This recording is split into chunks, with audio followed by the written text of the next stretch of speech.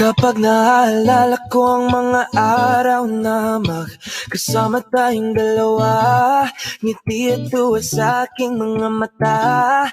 Ganun na pala tayo dati kasaya. Yung tipong kapag tayo'y nagkatitigan, mangingitian para bang nahihibang.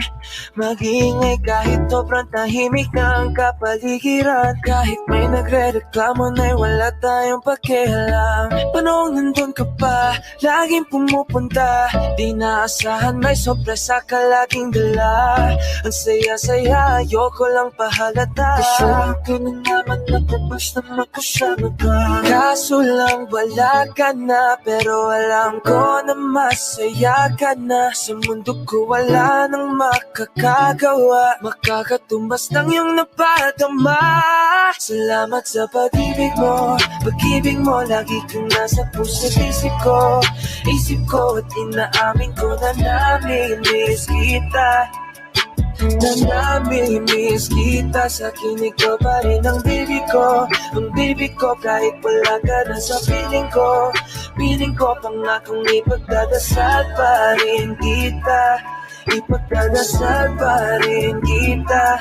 Halos 5 oras na akong nag-aantay sa'yo. Nag-aabang ako sa labas ng bahay nyo. Sipat ang sipat kung sisilip ka ba sa bintana. Magpakita kay parang di yata. Ilang beses ka nang lagi na lang ganyan. Kung iwasan ako'y parang ayaw akong nadiyan. Sa susunod na buwan ako'y pabuksan mo na sana. Kasi kahit anong mangyari ay di ako mawawala ng pag-asa. Ayaw kitang pilitin kung di ka pa handa. Sa susunod na lang, sa susunod na lang. Ayaw ko na bibitin, kaya mabuti pang ako'y uuwi na lang. Sa susunod na lang. Ayaw kitang pilitin kung di ka pa handa. Sa susunod na lang. Ikaw pa rin ang baby ko.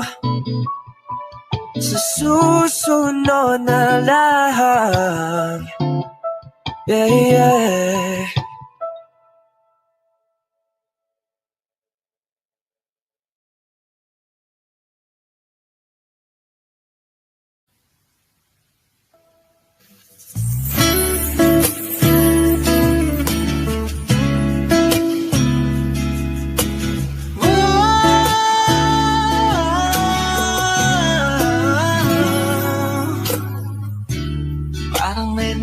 Kanyang katawan, ang sarap mong titigan. Rosas ka ba? Kasi sa spaceship isasakay kita. Parang Airbnb ang kanyang katawan, ang sarap mong titigan. Rosas ka ba? Kasi sa spaceship isasakay kita. Tayo'y pinagtagpo, ngunit hindi tinadhana. Sadyang mapaglaro itong mundo. Ingatan mo siya. Binaliwala niya ako dahil sa'yo. Nawala na ng saysay ang pagmamahal. na kahit tagal ko ring binubuo, na kahit tagal ko ring hindi sinuko,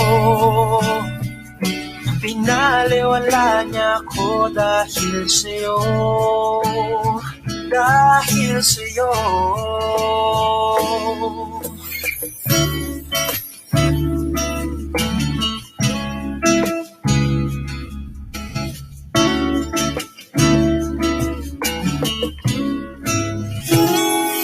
Baka pwede lang kahit isang saglit, masabi lang na merong pagtingin.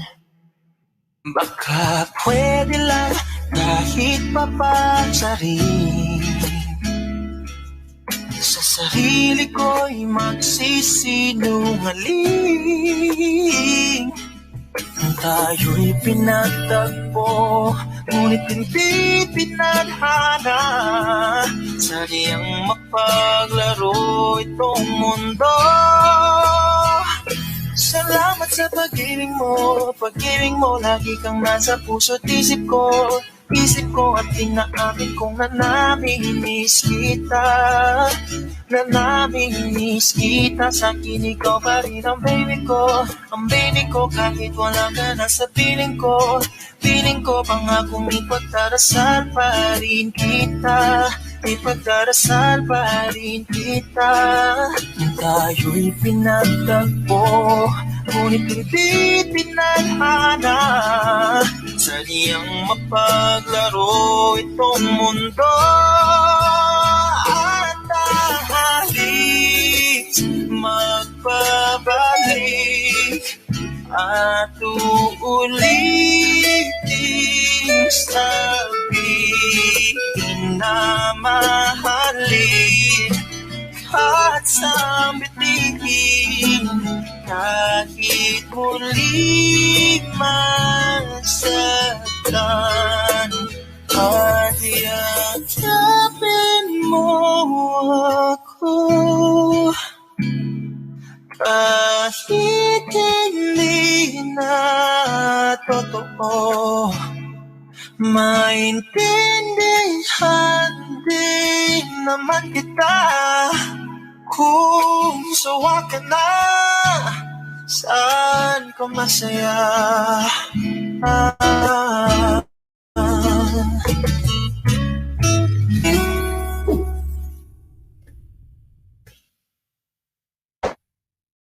Bakit ganito?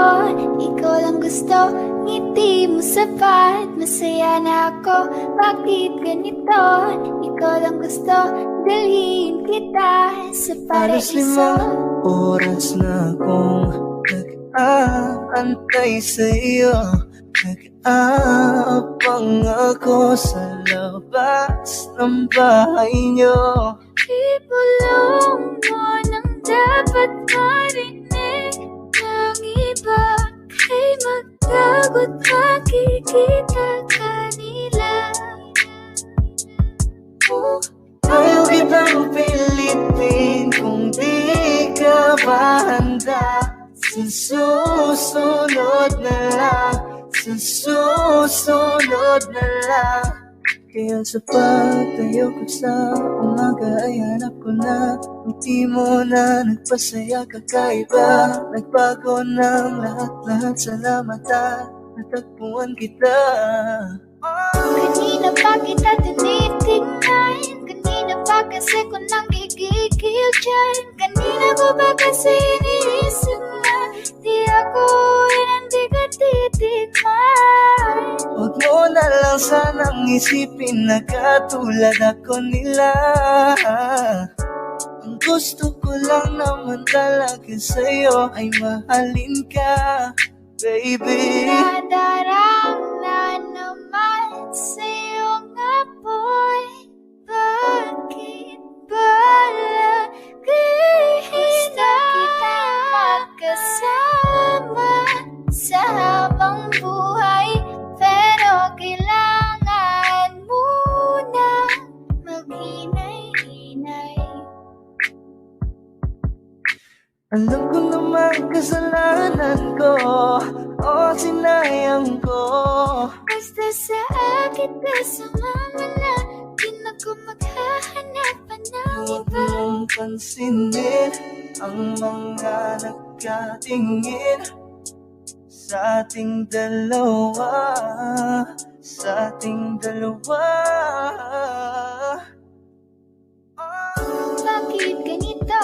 Ikaw lang gusto, ngiti mo sapat. Masaya na ako. Bakit ganito? Ikaw lang gusto, dalhin kita sa paraiso. Kay ganda ang binibini, ikaw ang gusto ko, walang ibang pinili. Oh, kay ganda ang binibini, ikaw ang gusto ko, walang ibang pinili.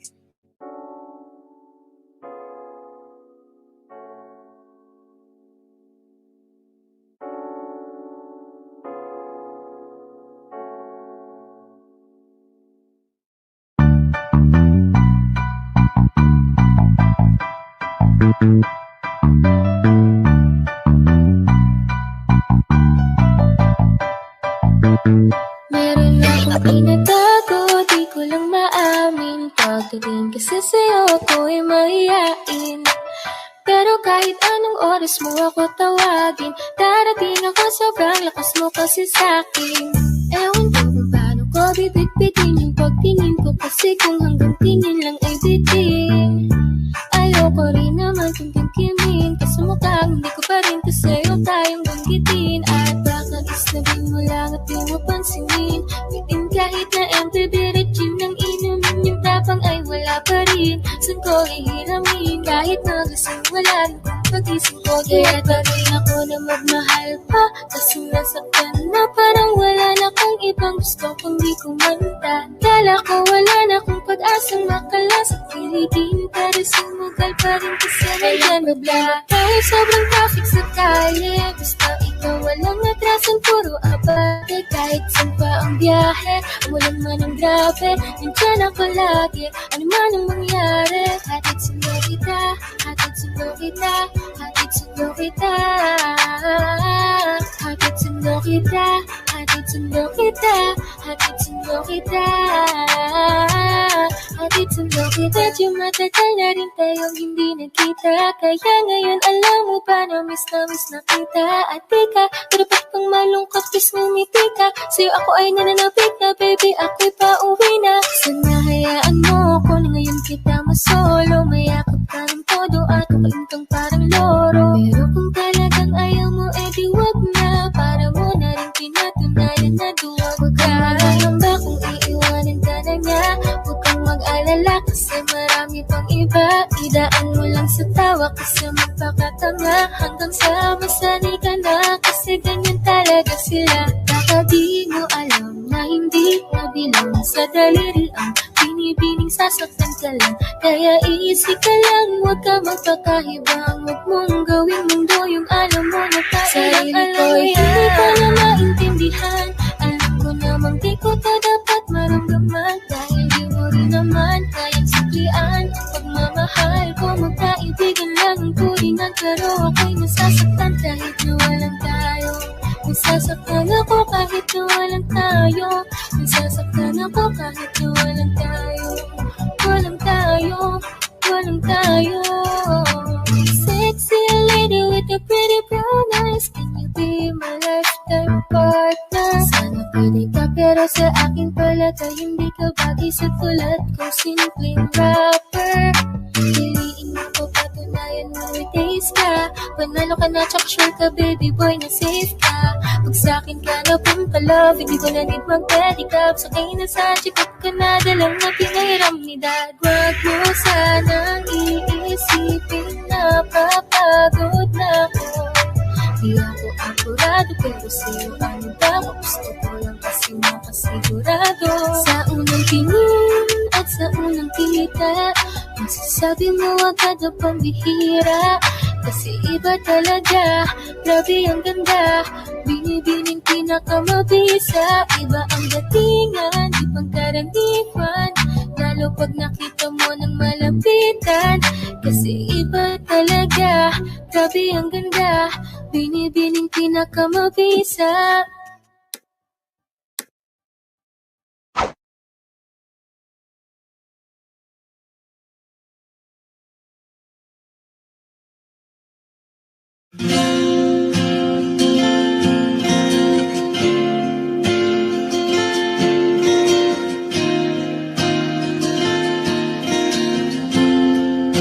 Natapos na ang lahat, dito pa rin ako.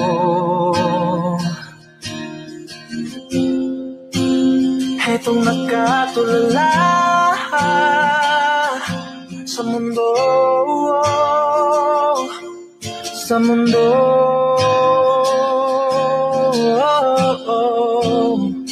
Kung saan na lamang ay nakita mo ang lungkot sa iyong ngiti, isang umagang di ka nabalik.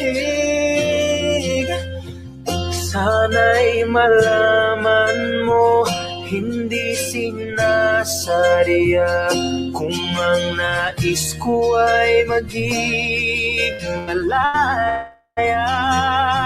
Hindi lang ikaw ang nahihirapan namin, pero di pinathan. Hindi na posible huwag nang papahirang pakawalan kahit na niloloko lang. Your local Chicago and Northwest Indiana Volkswagen dealers. There it is, toes it up there. Zach knows what to do. Look how high he goes. Just ease like he's jumping off a trampoline. And then there's P. Nice right there. He gets it. Shy slam a jam. Woo! Like that. First game missed on Monday for Williams. Had the right hip contusion. So he was out on Monday against the Rockets. He's back in. LaMelo Ball is on the floor for the Hornets as well. Hayward gets free for a three. Oh, he was wide open. Yep. You've got to know where Gordon Hayward is. He's the go-to guy on this team. They run a lot of sets through him. He's such a good shooter, especially mid-range. He's been a very solid role player the last 4 years in Boston. Looks like they're in the zone. And Markkanen cuts inside of it to score. Yeah, they were in the zone that time. Deflected. And that's the one thing the Bulls are going to have to do. When LaMelo Ball gets the ball in the open court, he'll throw that 94-foot pass. You've got to get back. You see right here, he's just going to pitch it ahead. Boom. Wide open, but Lowry gets back. But you're going to have to get back defensively when he has the ball in his hands. We've seen some major highlight reel type passes already from LaMelo Ball this year. He was looking for a cutting Zeller that time. Got two guys that I was just going to say he hasn't been in the lineup a long time. Zeller's been over there watching. He should know. And LaMelo's got the ball. He's going to pass it. He's a pass-first point guard. Come on, big fella. He tried to get you a basket. Thaddeus Young's on the floor for Daniel Gafford. Hayward and Rozier, the former Boston teammates, are the two starters for the Hornets. Kobe White, rebounded by Zeller, who's out there with Ball, and Miles Bridges as well.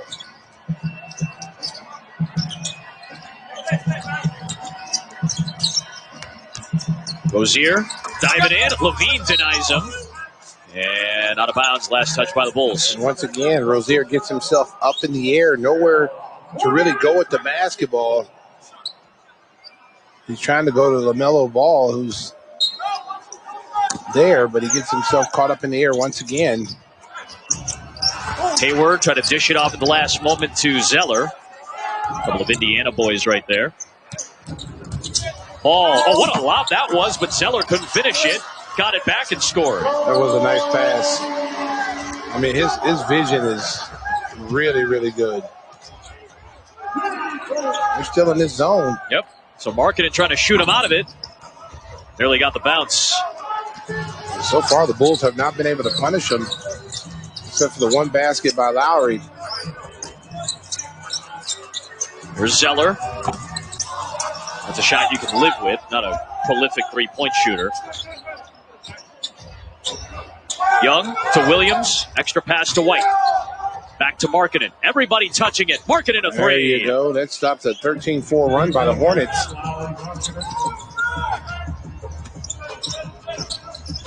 Bulls with their second three-pointer. They had 20 of them against the Rockets. There's LaMelo Ball with a chance at a three-point play. And this is what's going to really cause teams problems because he's a big point guard, 6'7", and you see right there he can get in there and finish as he puts the body on Zach. When he turns that corner, he's so deadly off the bounce with the pass that you got to worry about a lot of different things with him. But you can see the size he has to finish.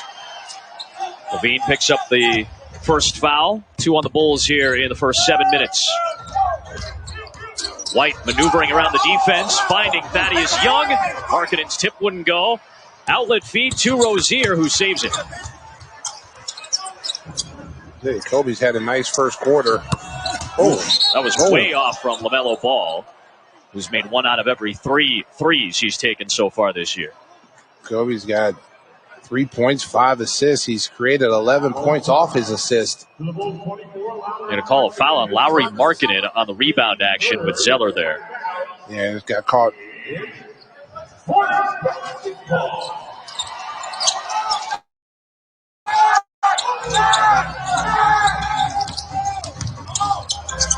Ball a little out of control, but he finds Rozier.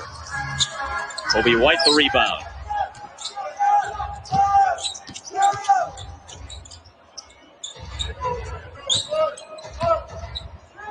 Young picked up by Rozier on the switch. Levine trying to get free. Doubled. Young, good ball movement. Williams, 3. In and out. Offensive rebound, Thaddeus Young. The kick to Levine. Pump and shoot. That's good. Oh, bang, bang, bang. That was good hustle that time by Thaddeus Young. Yep. 3 offensive rebounds already for the Bulls. In fact, both teams have 3 offensive boards. Kobe a defensive clear out here. Coast to coast, Kobe. There you go, Kobe. Played a good first quarter. Really solid first quarter for the Bulls. White's got 5 points, 5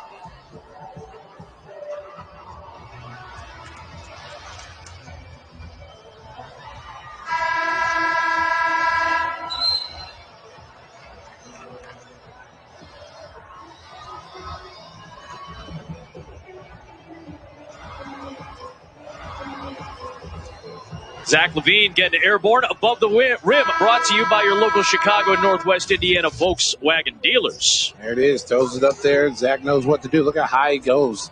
Just ease like he's jumping off a trampoline. And then there's P. Nice right there. He gets it. Shy slam a jam. Woo! Like that. First game missed on Monday for Williams. Had the right hip contusion. So he was out on Monday against the Rockets. He's back in. LaMelo Ball is on the floor for the Hornets as well. Hayward gets free for a three. Oh, he was wide open. Yep. You've got to know where Gordon Hayward is. He's the go-to guy on this team. They run a lot of sets through him. He's such a good shooter, especially mid-range. He's been a very solid role player the last 4 years in Boston. Looks like they're in the zone. And Markkanen cuts inside of it to score. Yeah, they were in the zone that time. Deflected. And that's the one thing the Bulls are going to have to do. When LaMelo Ball gets the ball in the open court, he'll throw that 94-foot pass. You've got to get back. You see right here, he's just going to pitch it ahead. Boom. Wide open, but Lowry gets back. But you're going to have to get back defensively when he has the ball in his hands.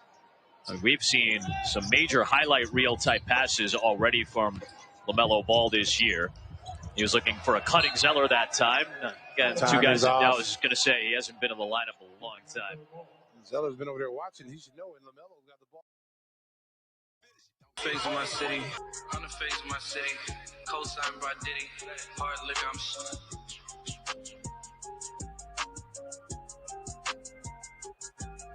I'm a trapper, let it try me like I'm just another rapper, I'm a pal, never lack, she thought that I'ma hit that like a Sammy.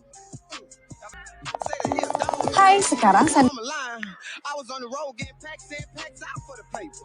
You was on the court watching trout, I wasn't worried about the neighbor. Tapping in the hood, never fight, but he always instigate.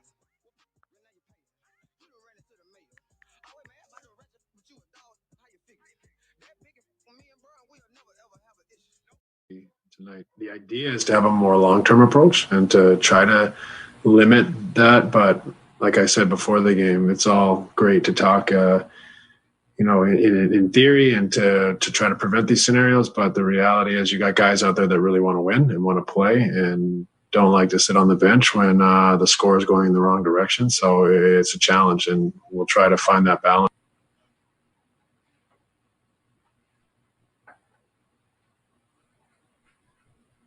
Hey, shout out Tony Bugs.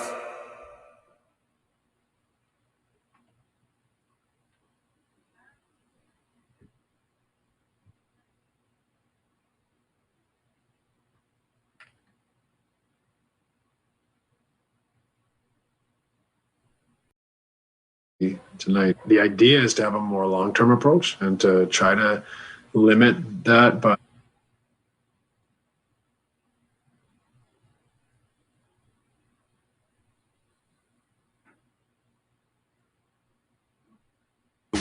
they're eager to make something of themselves, and Barclays helps us achieve that. Introducing the Land Rover Defender. Just the thing for those little everyday trips. Good in heavy traffic. Perfect for catching up with the relatives. And dropping into the car wash en route. Giving someone a helping hand. And putting your feet up after a long day.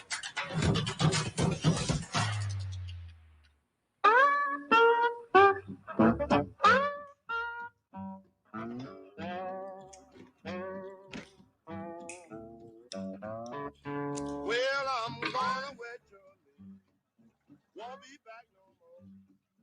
Going back down south, child. When I'm troubled.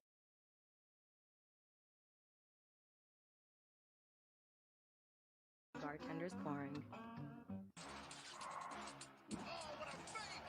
Kevin Durant throws it down hard. A gorgeous dive from Kevin Durant. Next level, KD for three. Durant time. KD to the rack. KD right down Broadway for the jam. Durant. Good night. A three. Dagger.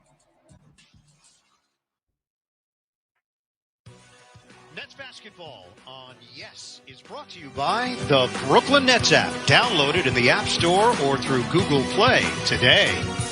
By your local Ford stores. Visit buyfordnow.com for more information.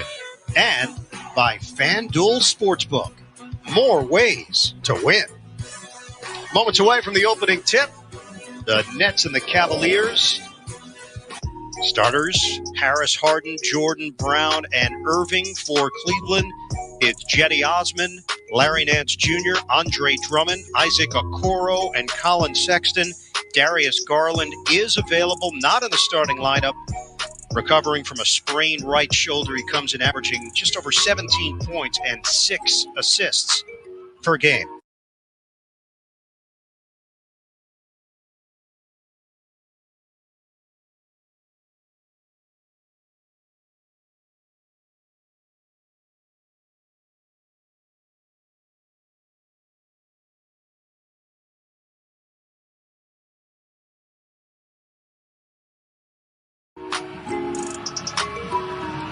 Steve Nash, a big topic of conversation, 1991. Sexton finished with 42. The Cavaliers put up 147 points and outscored the Nets 20-8 in the second OT. Yeah, I think it is a sheesh moment. Yeah, it was pretty impressive. I remember last game, in the middle of it, I was asking what the record was, and I was told to go Google. You were. Did you ever Google it? It was Stephen Curry. I did not Google it. I was busy. Steph Curry has the record? I feel like you often will just ask questions and expect me to Google it. That's basically what it comes down to. You're the professional here, Ian. Yes, I do. Nets control the tip, lob it up. Jordan couldn't catch it, but he was hit on his way to the rim. So Harden looking for the alley-oop to Jordan right out of the gate. It was a dunk fest for DeAndre Jordan the other night. And Okoro picks up the personal. Yeah, and what I like about this, Ian, is that you immediately put the Cavs' interior defense on notice. So now they're going to pull in. They're going to start to lock in, which will open up things for the shooters. Here's Harden over Okoro. Off the mark. Rebounded by Drummond. Drummond did not play a big role in the overtime sessions. They went with Jarrett Allen, a great deal against his former team. That pass intended for Drummond, and it comes the other way for Brooklyn. Irving lets it fly. Bottom. Kyrie Irving opens the scoring. You know, again, you get your eyes fixated on James Harden. You're worried about DeAndre, running down the middle, and Kyrie just steps into a three at the top of the key. Cutter Okoro scores with the offhand. 3-2 lead for Brooklyn. James Harden had his second triple-double in 3 games. Irving off the rim. Sexton picked up by Irving and a reach-in foul on the outside. And these are the things, when they talk about the Nets shoring up their defense, it's trying to eliminate mistakes like that. You see an easy cut down the middle. Joe Harris gives up the layup. Then you see a reach in 30 feet away from the basket when you're already shorthanded without Kevin Durant. So, you got to play smart, solid defense if you're the Brooklyn Nets. After the Osman miss, Harden will handle it. Irving off the ball, sets up in the corner. Spread it. Harden mismatch over Drummond. Book it, a 3. What do? That's just a nightmare matchup. You can't have one of the best bigs in the league out there on the best scorer in the NBA. Drummond pivots, leans, high off the window, follows his own shot, and puts it down for Cleveland. Andre Drummond is a physical specimen at 6'10", 279 pounds, now in his 9th year in the league. 6-4 lead for the Nets. Brown gets a touch. The hard curl, the fake. Good defense there by Nance, who closed in. The speed of Sexton. Scoop to the hoop, no. Rebounded by Jordan. Irving in transition. Swing. Harden, shooting practice? Yes, a 3. That's just such a great extra pass by Joe Harris. But look, again, this is the thing that the Nets are going to be so dangerous with. Now it's Kyrie leading the break, swings it to one of the best three-point shooters, and then off to James Harden as you see Colin Sexton knock it down. Colin Sexton now in his third year in the NBA, and boy, is he blossoming. We saw it last year, took his scoring to the next level, and it's gone even higher this year. Good play by Okoro, and Jordan will foul him at midcourt. Jordan tried to squeeze a pass to the free throw line. And look at this. This is just unfair. You know he's got the step back. You're actually putting Drummond in a bad spot. And then, look, Kyrie takes his time. There is no way for Cedi Osman to be able to guard Joe Harris and James Harden. They're going to get the most open shots because of the spacing and because of the talent. They're going to get more open shots than they ever have in their careers. Bruce Brown is called for the foul on the Sexton jump shot. So 2 free throws here for the man they call Young Bull, Colin Sexton. Yeah, great pull up by him, and yeah, that's just an easy call. And you gotta just avoid these simple things. You know you're shorthanded. The Nets are not very deep in general. So again, some of these early fouls, some of these easy plays, they just got to be a little bit more cautious. You don't have that big fella right there to clean up some mistakes on the offensive end and on the defensive end. Kevin Durant, number 2 in the NBA in scoring. He logged 50 minutes against the Cavaliers the other night. Expected to play tomorrow night when the Nets host the Miami Heat. Tyler Hero will not make the trip. 9-8 lead for Brooklyn. Harden out front. He's got a screen from Jordan. Loop it for Irving. Shot clock down to 7. Irving fires. It's good, and a foul. Chance and a 4-point play. Kyrie Irving makes it look effortless. Oh, it was. Like, you're all the way in the deep quarter. You know he's got to shoot. There's only seconds. And just jab, just get enough space. And the court awareness, not to drag his feet, just the court awareness to have his body right in the perfect spot to tee it up. If you're a defender there, you want to get to his body, especially when you hear the shot clock starting to run out, that little court awareness. But great shot.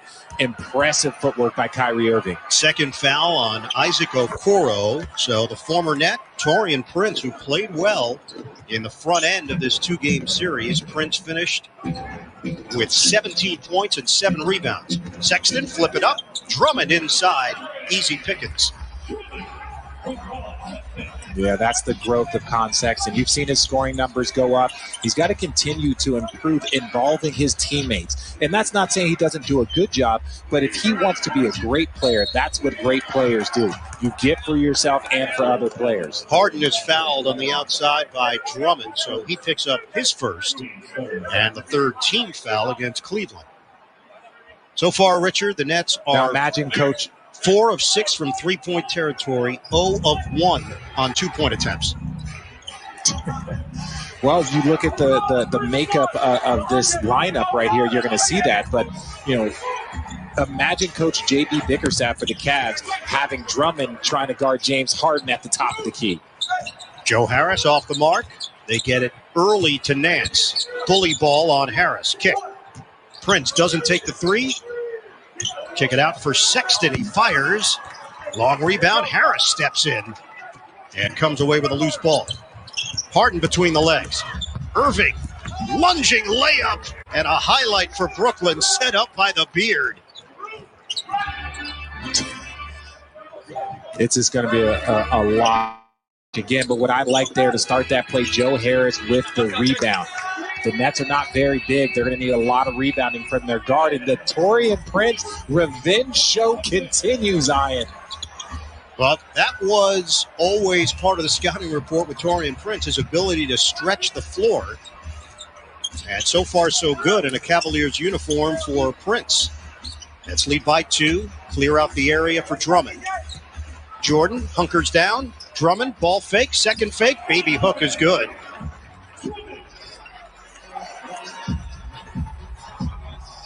Who knows? Talk about the size of the Brooklyn Nets.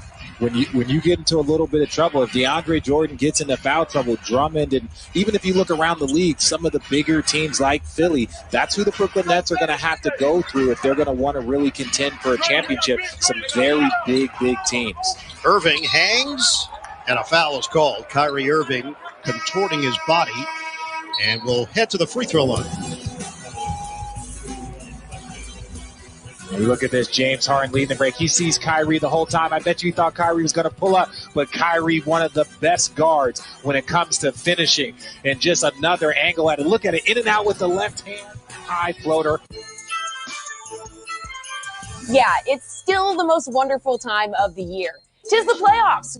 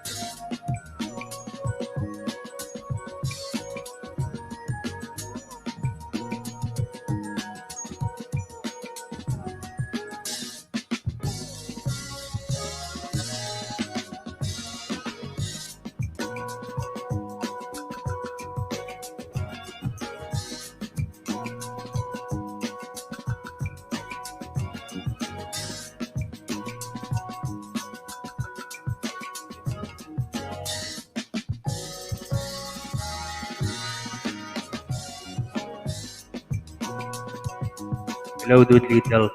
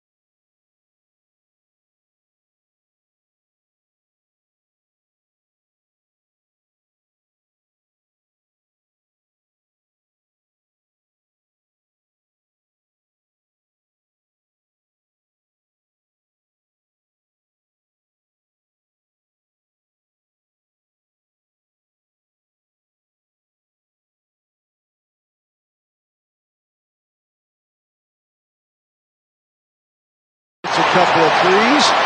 Spurs again within a nickel, 21-16. He's established without some. James Johnson could not convert. I don't know if Rudy got a piece of it or not, but the Spurs get the ball back.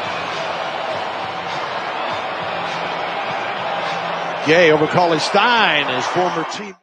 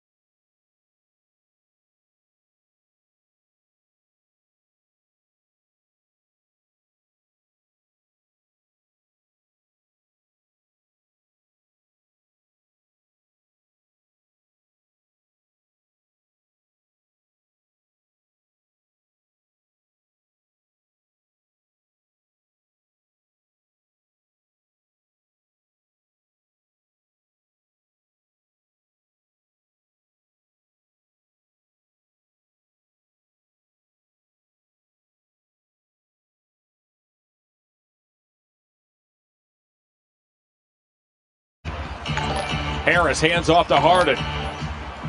He's watched by Osman. James Harden going to work. Bounce pass to Irving, catch and shoot three. Drummond rebounds. Oh, that pass picked off by Brown. Harris wide open. You see, got to be careful with the passes, especially when it's that easy of a pass. Nothing difficult with that pass. Should not have been a turnover. Sexton toward the bucket. He floats and scores. Cullen has 13. Continual pressure forces this team to play defense. They don't like to do that. You got to keep the pressure on them. Harden hesitates. He's picked up by Okoro. Step back three. Woo. Harden has 13 points. He's knocked down 4 triples. That step back is a lethal move for him. The Nets have launched 31 threes on the evening. They've hit a dozen. Sexton probes, floats, and scores again.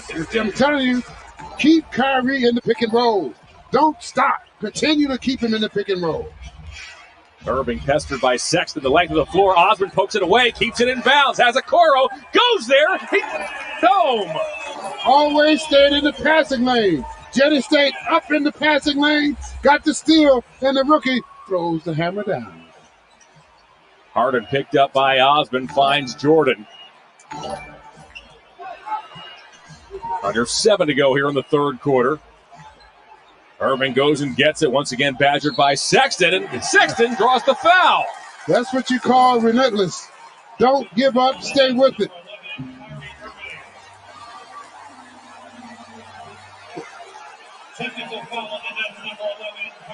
There's the steal by Osman. Osman looked ahead, found Okoro, and in the meantime, Kyrie Irving has picked up a technical as he was unhappy about this. Kyrie was the aggressive one with the little elbow push. Sexton and Irving have gone toe-to-toe throughout this 2-game set. But see, this is about the time when feelings get hurt and feelings get involved now. Second half of the game, it's the game that's starting to, memories from last game starting to show up. Now's the time for the Cavs to stay diligent with their effort. Drummond high post off the Sexton feed, deals to Nance. Nance challenges, Harris puts it up and in, and Larry Nance has a chance for the three-point play. Moving that ball and passing it to the open man, the ball will find the open man every time. Nice pass inside, Drummond with a good look over the top. Larry Nance with a nice hang, young man. Hang in the air and drop it in. Right over Joe Harris. Opportunity for a three-point play. 10 points, 5 rebounds for the 6-year man out of Wyoming. He has really stepped his game up each year. He's just getting better and better. Now he's a total. He does everything on the floor for the Cavaliers. The Cavs have hit their last 7 shots. Brown toward the basket. Over the outstretched arm of Nance. Missed the shot as Nance altered it. Drummond rebounds. Sexton now. Sexton. Period. Yeah, he got a little bit too fancy that time. He tried to fake the pass and got caught with it that time. But I like the effort, just a little bit too. He had to change his mind. That probably was a good defensive effort. Faked the behind the back pass. Yeah, he faked it behind the back, but Jordan didn't go for it, so he had to hold on to it. Irving just inside the line. Snaps an 8-0 Cavalier run. 24 for Kyrie. That's a game high. Sexton now watched by Brown. Irving, meanwhile, guards Okoro. Sexton. Okoro tips at it at the foul line. Gets it to Drummond off the net. Over Harden. Drummond with a great rebound pass. Touch pass to Larry Nance, who throws the hammer down. Irving to Jordan. He got stripped. Out come the Cavaliers again. Osmond to Okoro to the bucket. Gets hit and gets fouled. Turning the defense into offense, the Cavaliers are on the move. This is the second time we saw Andre Drummond set up Larry Nance, and both passes were gorgeous. Watch this. Nice little shuffle pass. Nance finishes the deal. The Cavaliers are doing a good job of finding each other, and also they're on the move.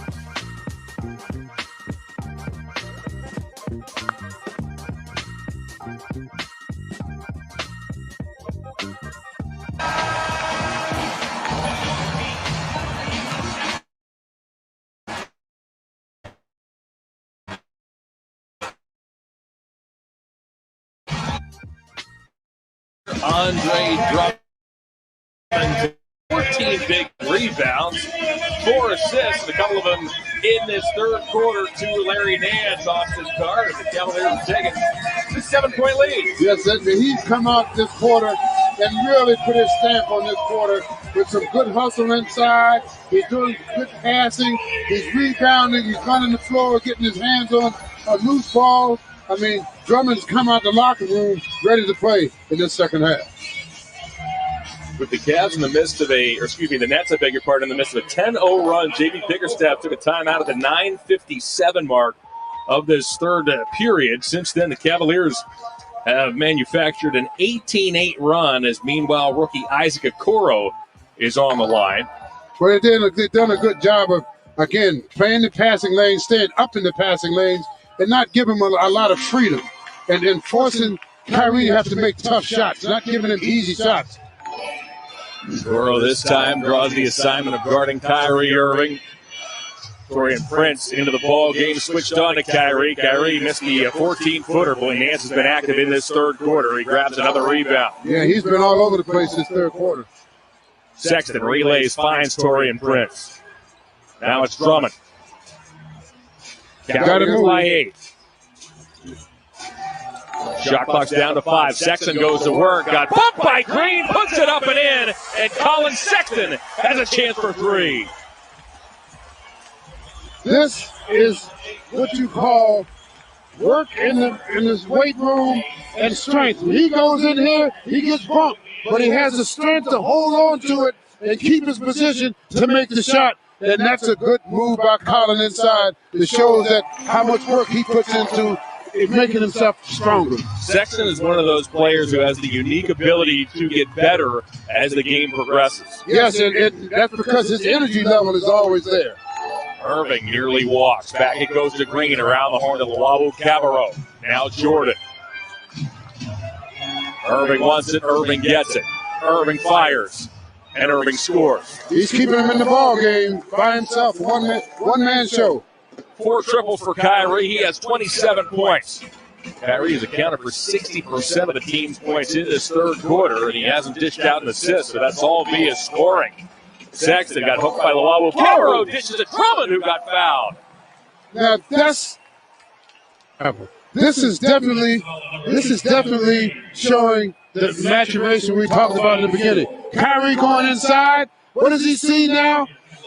2 years ago, a year ago, Kyrie would have shot that ball. Colin would have shot that ball. But he does a good job now of keeping his head up and seeing the open man, using his talent to help his teammates out. Head to Cavs.com/win to enter to win 2 tickets to the next home game. Don't miss your exclusive opportunity to be one of the lucky guests right here in the Fieldhouse. Cavs.com/win today to enter. JB Bickerstaff pays the maturity of Colin Sexton after that 42-point performance just the other night.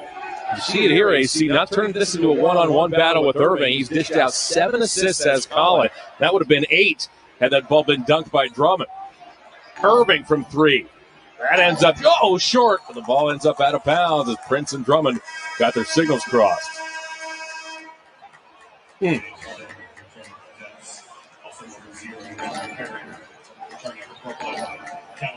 Only Cavaliers around the ball. Oh, man. Now, that's called boxing out, but couldn't get their hand on the ball. Perry toward the basket. Whoa! Runs over Garland, then got swatted by Nance. The offensive foul is called on Perry. Then he got that shot drilled right back at him for good measure. Now, this is called I got my brother's back. Inside, even though it's a good defensive play, Larry Nance standing right there to help Garland out, and Garland doing a good job of taking one for the team. The Cavaliers have forced 7 net turnovers in this third quarter alone. We have a foul on Landry Shamet. Well, you think about it, the any turnovers, Harley, for the last 16 minutes of that first half. All of a sudden, the Cavaliers' defensive efforts have stepped up and given them a 10-point lead. Darius Garland back in the Cavalier lineup. Has 8 points off that Cavs bench.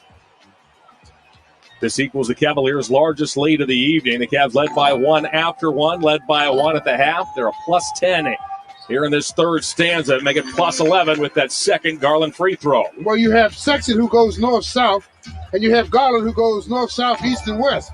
So it's a tough guard to have to deal with those guys. Prince knocks down that Harden pass. Garland's there. Garland upstairs for Allen. Oh, look out. There you go. That's called team ball right there. Garland with a hustle and a steal, and Allen throws the hammer down. Harden watched by Windler. Cavs by 14. Perry. Deals to Luwawu-Cabarrot. He twists to the foul line, back to Green. Green thought about it, 3 drives instead, got knocked down by Nance and fouled. Darius Garland looked like he got shot out of a cannon. I mean, great hustle and great move by the whole team, but Garland doing a super job of getting to the ball first, and a great lob pass, and Allen on the way down the floor to throw it down. The foul on Nance was only the Cavaliers' first of this third quarter, and it's been a good third quarter for the home club. Where usually they do this in the second quarter. They're doing it in the third quarter tonight. Green has 5 off the Nets bench for Steve Nash.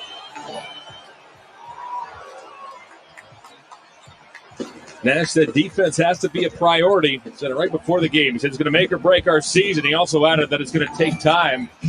And on Wednesday night, he saw way too many what he called fundamental sins on the defensive end of the floor. Yeah, you know, and that has to be a worry of his, John, because he already knows he has guys that don't really value the defense. Ooh. Just let him get the ball anywhere and just throw it in the hole. Allen had it knocked away. He recovered. Need to complete your point, AC. We know this team could score. Harden to the bucket, lays it off the window and lays it in, and likely this team will continue to get better and better as the months of this regular season progress. Will they be able to get it together defensively? That's the question, which apparently remains. Well, I really think with more practice time, a lot of things will change because they get a chance to practice schemes defensively. Green to the basket. That's cut the Cavalier lead to 10. Yeah, you want to keep the errant shots and turnovers down because this is what gets this team going when they can get out on an open floor. Prince, Windler, Allen, Garland, and Nance are on the floor for the Cavaliers. Garland works on Shamet. Hesitation, move to the bucket, missed the shot. Allen's there. Shamet, however, scoops it up. James Harden. He has 15 points and 10 assists in his back pocket. Under 2 to go here in the third. Works on Nance. Fees Green. Green from the corner.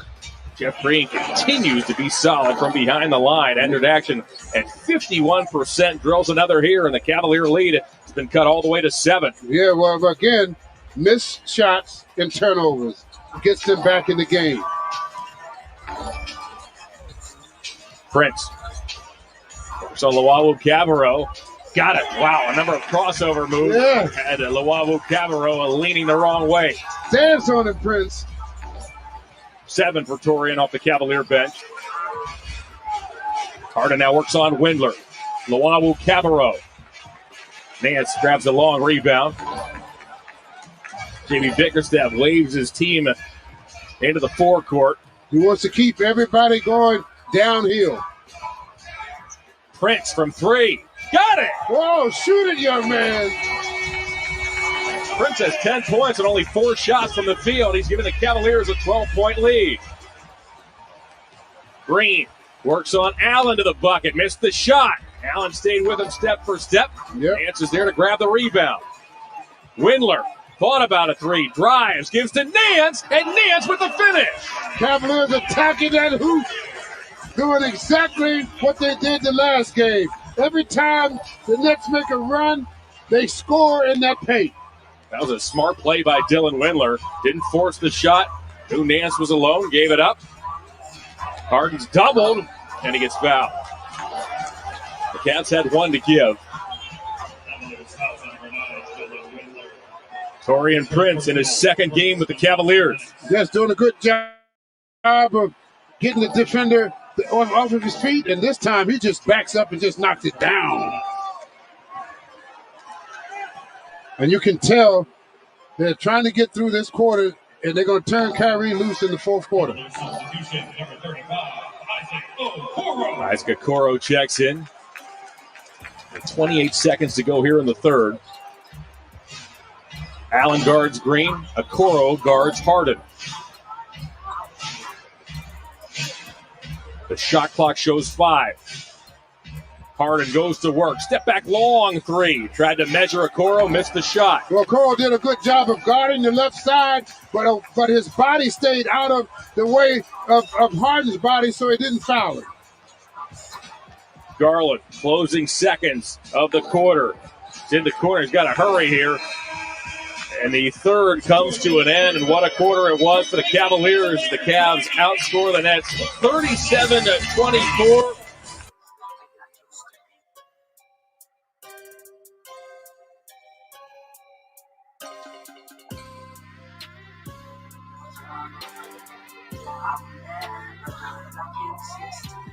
Kaya ka lang! Thank you!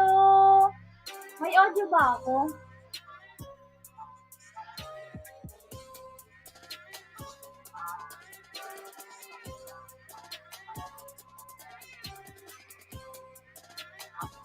Tingnan ko nga, may audio ba? Ay, ang layo pala, no? Tingnan ko nga.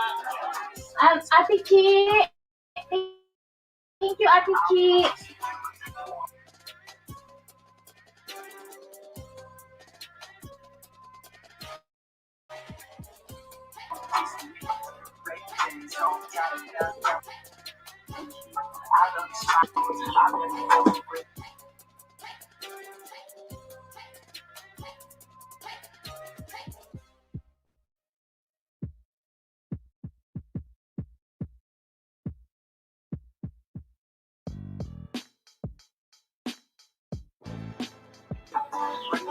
Girl with that body shit in me, and I know that summer only lasts 3 months.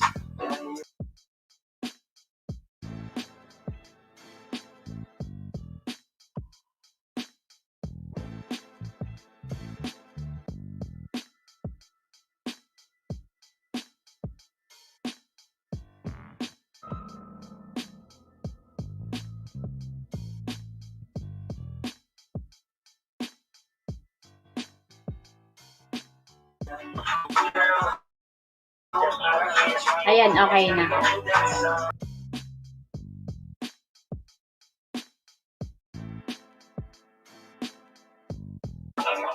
Puntahan ko muna si nanay.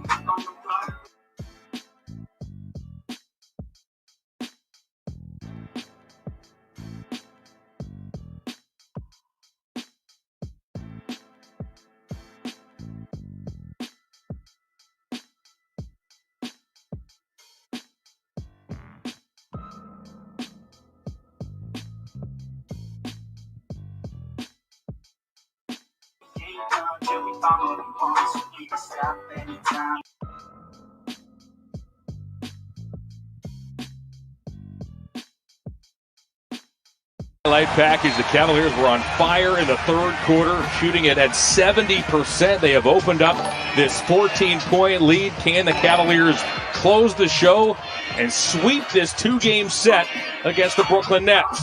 Yeah, well, it's going to be an all-out effort by Harden and the group now. Cavs are going to have to really have their defensive skills sharpened because they're going to turn Harden and Kyrie loose in this fourth quarter. 13 seconds in, Dylan Windler gets called for the foul. It's deemed a shooting foul. So Harden, who has only been to the line twice, Cavs have done a nice job keeping him off that line through the last 2 games. Sinks his first. He has 16 on the evening. Tune into the championship era celebration presented by Barron. That's Monday at 7:30 when the Cavaliers take on LeBron James and the LA Lakers. That's right here at Rocket Mortgage Fieldhouse. Again, joint time 7:30. We tip a little bit after 8 o'clock. The Cavs want to continue to move the ball and bodies with it. But be aggressive, so you cannot be passive at this point in the game. Sexton finds Allen. Allen guarded by Harden, doubled by Luwawu Cabarro. It does not matter as Allen scores again. With the left hand this time. Allen has been terrific as Harden draws a foul. It's deemed on the floor.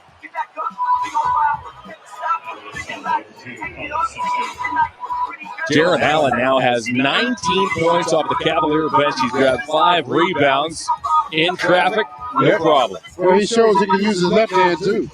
That was a nice move inside. Harden behind his back to Green. Green from three. Windler rebounds. So it's Windler, Sexton, Allen, Prince, and Okoro to open up this fourth quarter. The Cavs protect a 14-point lead. And they're playing small unit now, so they have to try to get the ball to Allen when they get an opportunity and play off of him. Sexton stepped back and tested three, rebounded by Harris. Now it's Harden. Harden, Harris, Luau, Cabarro, Green, and Shaman as Kyrie Irving presumably gets his final rest before the last charge here in the fourth. Shaman from the corner. Rebounded by Windler. Cavs get a break because those are shots that he can hit. Prince pulls up. Harris with the rebound. The Nets have fired 38 triples. Cavaliers 20. Harden behind the back has Green. Now Shaman. Another look. Same result. Rebounded by Okoro. There's something about his jumper that doesn't look right because that young man can shoot the ball. He's 0 for 6 tonight. That's a good timeout there. Get him back into focus. 1 minute and 50 seconds into the fourth quarter. The Cavs are on top by 14.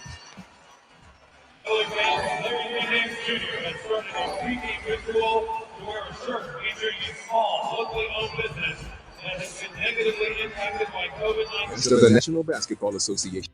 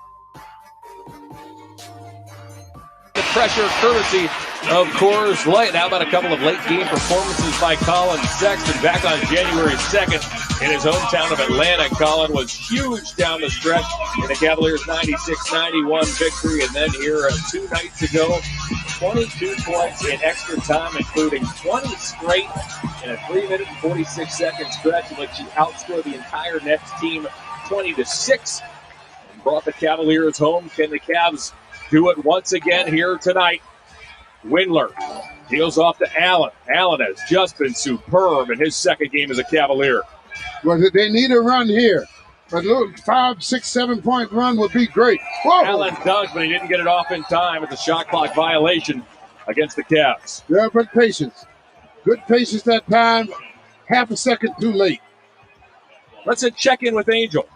John, in regards to Colin's consistency on the offensive end, Coach Bickerstaff said he's a walking bucket. There are certain people who have a knack for putting the ball in the basket all sorts of ways. The kid is not afraid of the big moments. We've seen that. He said, when we needed a basket, we went and he manufactured that basket, and that's a unique skill. If people can't respect what he brings to the game, I question their knowledge of the game. Harden to the bucket. He has 19 points. Thank you, Angel, as the Cavalier lead has been trimmed to a dozen. It's tough when you let him get to his strong side. He's too good that way. Sexton looks for an answer, and that's what he gets. And that's tough when you let Colin get into that part of the court. He knows how to finish when he gets into that lane. Joe Harris. Luau Cabarro. Rebounded by Allen. That's his sixth. Now, Cabarro, he started out with about 3 shots, and now he's kind of cooled off. Let's hope he stays that way. Sexton off to Windler. Those two are joined by Allen, Osman, and Okoro. Allen provides a screen, and he pushed Jeff Green. Yeah. Allen gets called for the foul. We should have went away from that play right away. As soon as you got that hesitation, that signals to you right there, go to the next man, start something new. Too much going on here, right here. It led to that. Too much stagnation. Once it happens, you got to get off the ball and go to the next thing. Start something new.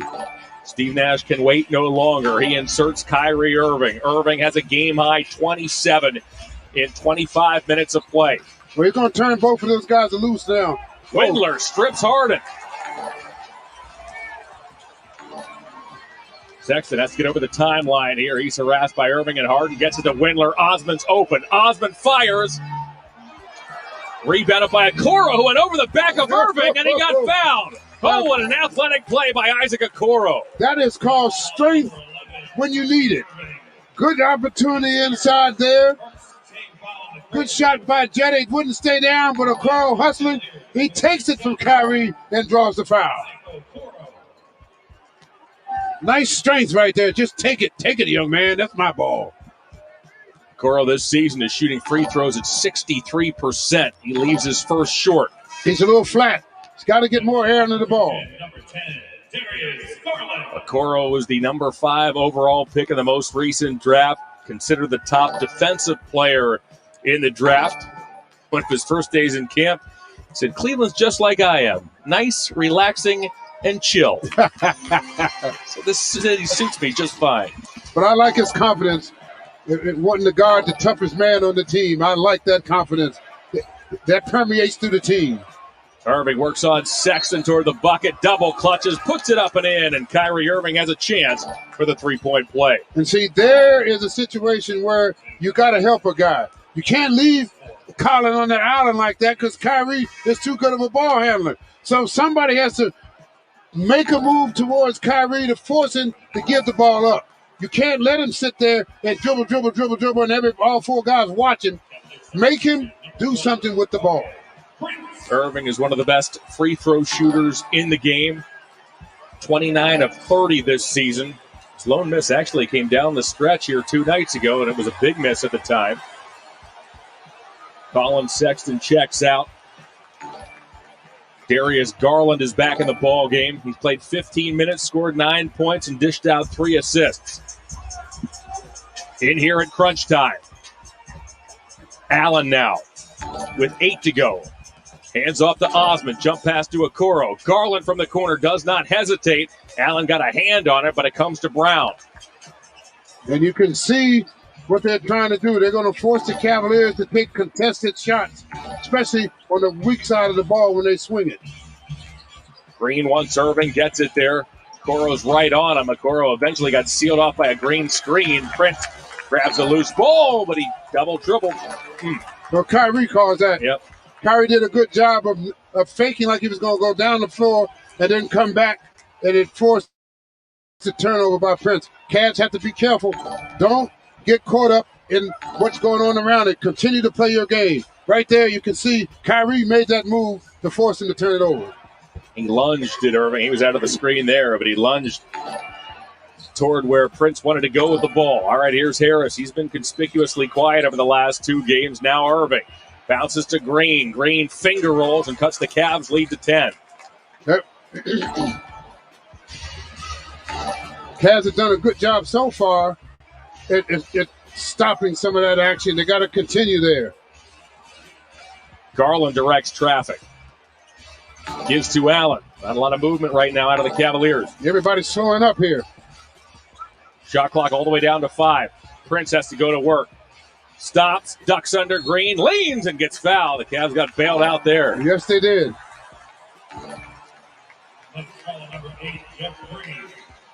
Green is whistled for the personal. Got him with a knee, I think. That left knee remained in the shooting area for Prince. Another strong performance for Prince off that Cavalier bench. Yeah, he's played solid. He's playing solid.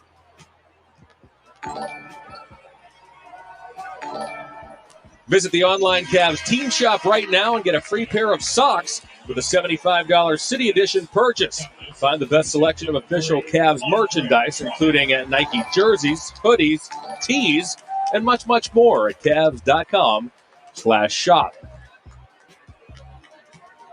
The Cavs were flying in the third quarter, scoring 37 points. The pace has slowed here in the fourth. Yeah, well, the Nets have purposely done that because they're trying to slow it down so they can see if they can get into the game, because the Cavs had them at such a pace that they couldn't survive that pace, so they slowed it down. Irving goes baseline on Prince, a reverse layup, and Irving has cut the Cavalier lead to 10. If they're going to keep going like this and let Kyrie have one-on-one, the Cavs have to continue to score every time down the floor. Irving has 32 points. Garland with a teardrop. Well, this is what they have to do if they're not going to double-team Kyrie. Andre Drummond's back on the floor. So is DeAndre Jordan, and there is Jordan at the rim on cue. I mean, it's just simple as that. You either let Kyrie have one-on-one, which means they're going to score 90% of the time, then you have to score 90% of the time. Irving now has 5 assists. We're halfway home here in the fourth quarter. Cavs clinging to a 10-point lead. Drummond on Jordan to the paint. Floats and scores. Yeah, the big fella now, he has the measure of Jordan. He gets that body into him and then use the little baby hook shot. 14 points, 14 rebounds. As you saw there, Irving a hesitation move, nearly had it poked away by Drummond. Spins and uses glass. Yeah, they keep going like this. Kyrie's going to get 50. Cavaliers 109, Nets 99. Garland angles off a Prince screen, deals back to Prince. He gets right off the line by Brown, down the lane, got whacked and fouled. Very good. I like Prince's game. He uses that outside threat that he set up to put the ball on the floor and get inside and draw the foul. Kyrie getting inside, up and under. He's a very talented offensive player. Darius says, I can do my own. Nice little stop and pop. So Prince is back on the line. Torian's in his 5th season out of Baylor. You know what, partner? I wonder if he has vengeance in his heart for being traded. You know, it was interesting hearing both Prince and Allen right after the trade. They were asked by some of the Brooklyn media, if you were the Brooklyn front office, would you have made the deal? Both of them thought about it and said, yeah, probably. You know, they conceded that, you know, when you're in a situation where you can get a player like James Harden. Yeah. That's the prevailing thought right now, AC. If you can push all your chips in, get a talent like that, and have a shot for a couple of seasons, you do it, and that's exactly what the Nets have done. The Cavs, as Brown fires a 3 from the corner, the Cavs welcoming in Prince and Allen with open arms. The Cavs got right into that 4-team deal and have come out with 2 solid players. Well, what the trade has done for the Cavs is added to what their strength, I feel. Strength in numbers. And that is what has really helped the Cavs, because now they just plug in 2 more good players to keep the ball rolling. Okoro. I mean, you look at the Cavalier bench tonight. Allen, 19. Prince, 14. Garland, 11. As we have a whistle and a foul, it's on the Nets. I mean, all they're playing now is 2-man games. Every time they get in a situation, Drummond or Prince, Garland, Nance, Okoro, they're doing 2-man plays, cutting, passing, and cutting. That's easy, simple basketball. The foul is on Brown, his 3rd. Garland That doesn't go. The next foul on the Nets will put Brooklyn in the penalty. Irving's on the run. Irving downhill, puts it up. Oh, blocked by Nance. However, Nance gets called for a foul after a circus move by Irving to the hole. You know, that to me, it was awful close. But Kyrie doing a good job of, yeah, he got him with the body. But Kyrie is just so magical with the ball. I mean, he just has a gift that not many people have. I think at the very end when Nance came down in that motion, may have also got Kyrie right near that elbow. You look at the scoring for Irving tonight and on the season.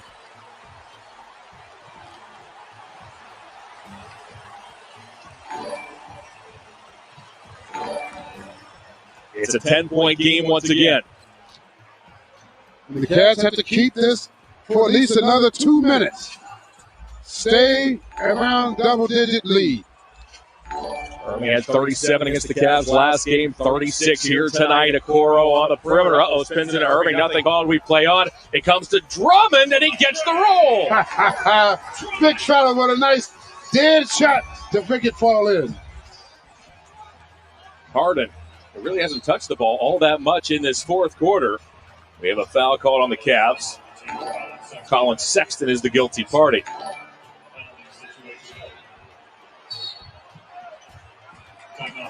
So the Cavs are in the penalty. The Nets will shoot free throws when we come back. Down the stretch we come here in downtown Cleveland. Cavaliers by 12.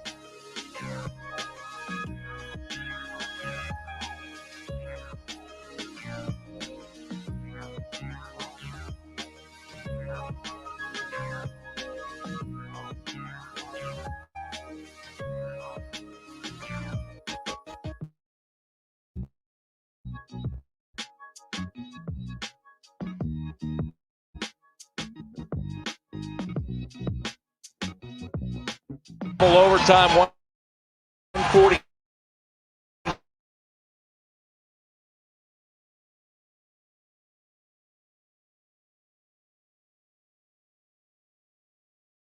Seven, 1 135.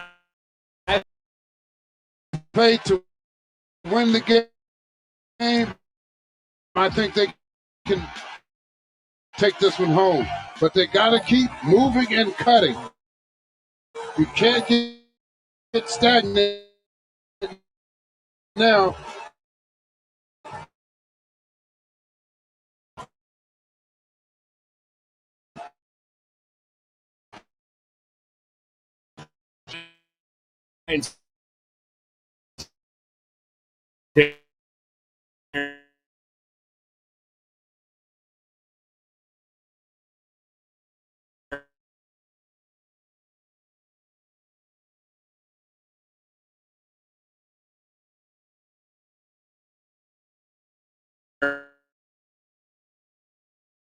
Him out of it. Now Okoro pokes that ball over the sideline. He knew where the next pass to go, and he was ready for it. They're going to the small unit now, taking Jordan out of the game. This is where the Cavs had trouble, and they worked on it a little bit. Let's see how it works now. Timotei Luwawu, Cabarro checks in. Harden step back three, way short. Rebounded by Sexton. Sexton's on the run upstairs for Okoro. Okoro with the finish.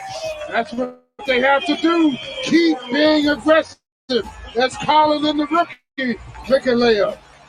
Collin has a team-high 9 assists to go along with 21 points. We talked about his maturation at the beginning of the show. This is what it has come to. He is starting to understand how to play and make his teammates better. Harris missed it. Rebounded by Drummond, his 15th. There goes Collin again. We approach the 3-minute mark of the fourth quarter. The Cavs are on top by 13.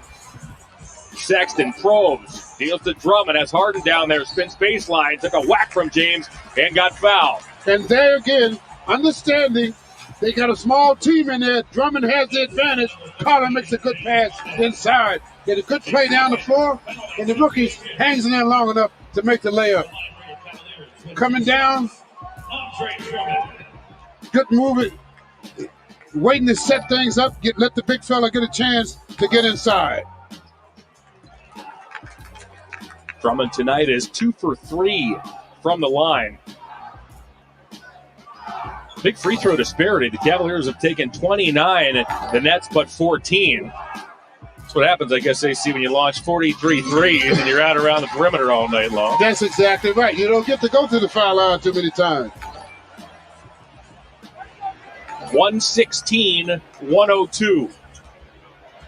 Irving hesitates. Garland's draped on him. It doesn't matter as Irving cans it. He has 38. Well, again, playing that 2 position, it frees him up to do his thing. Sexton off a Garland feed to the basket. He gets fouled by Green. Constantly cutting to the basket. Moving and cutting. That is such an important thing, especially at this point in the game, because you get to that free throw line every time. Sexton tonight is 6 of 7 from the line. 84%. He took this feed from Garland. North-south he goes. Yes, and he one of the best in the league at going north-south. This man has drawn 5 fouls tonight. Boy, coming off of that big performance 2 nights ago. 22 points are nice tonight, AC, but man, you have to smile at those 9 helpers. Oh, yeah. I mean, again, we talked about it at the beginning of the show. The maturation of Collin, you can see it. He's just a different player now. He's learned how to score within the system. When you learn how to score within the system, it opens up the other 4 guys on your team to put them in play. It has a direct correlation to why his assist totals are going up. And the Nets having a date with Miami tomorrow and sent in reserves here. Sexton drains the second. How about this? Cavaliers 118, Nets 104. Cavs are sending a message to the rest of the league. Chris Chiozza is defended by Isaac Okoro. Chiozza to the foul line, deals to Tyler Johnson. Perry to the paint over Drummond, missed the shot, Nance with the rebound. Oh my. Junior was way up there that time. It's closing time. Colin Sexton, a runner. Colin has 25. Brown runs the floor. He dunks.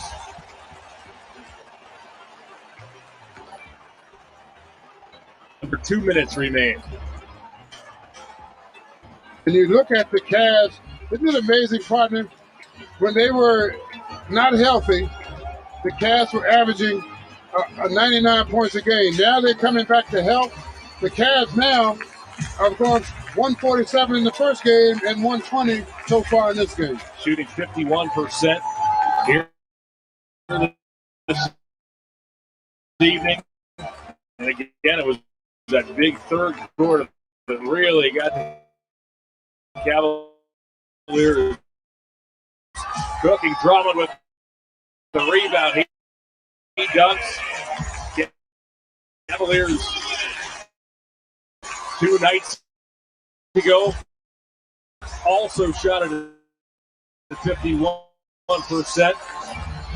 That offense coming around as Chioza goes to the basket. Some of that on that defense, of course, they see, as Steve Nash had said, yeah, this is going to take us a while on that defensive end. But boy, the Cavs, now with that full complement of players, particularly that bench, has really shined over the last couple of ball games. Yes, and then, John, they will get better the more practice times they have.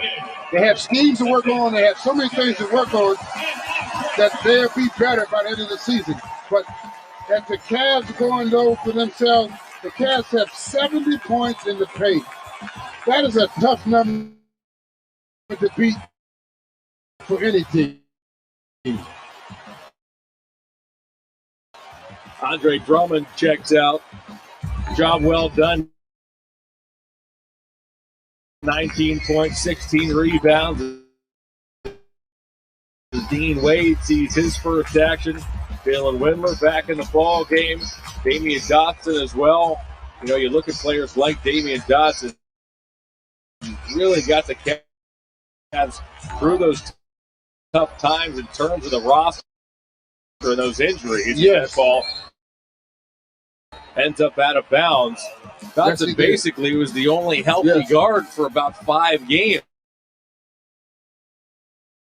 Believe me, if the Cavs go on to have the kind of season I think you're going to have, Dotson will be responsible for a lot of it because he held the fort down when everything was in jeopardy. Johnson up top intended for Perry. So the Cavs are poised to move to 8-7 on the young season. Drop the Nets to 9-8.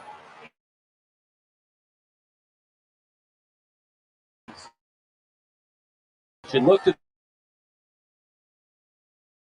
the schedule and saw the Nets were coming to town, particular partner. I was saying, what is going to turn this whole situation around with some solid play? Yeah, like I said, this season is the way they are constructed. It's their numbers.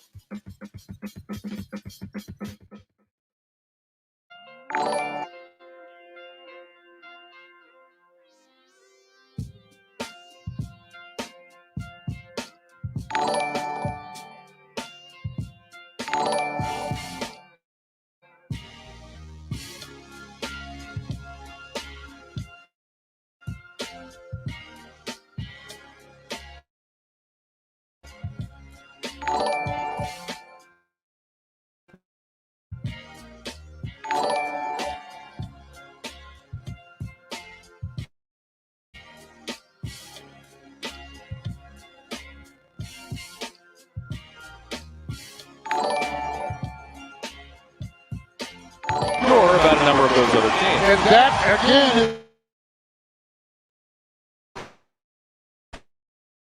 where the Cavs are going to have their break.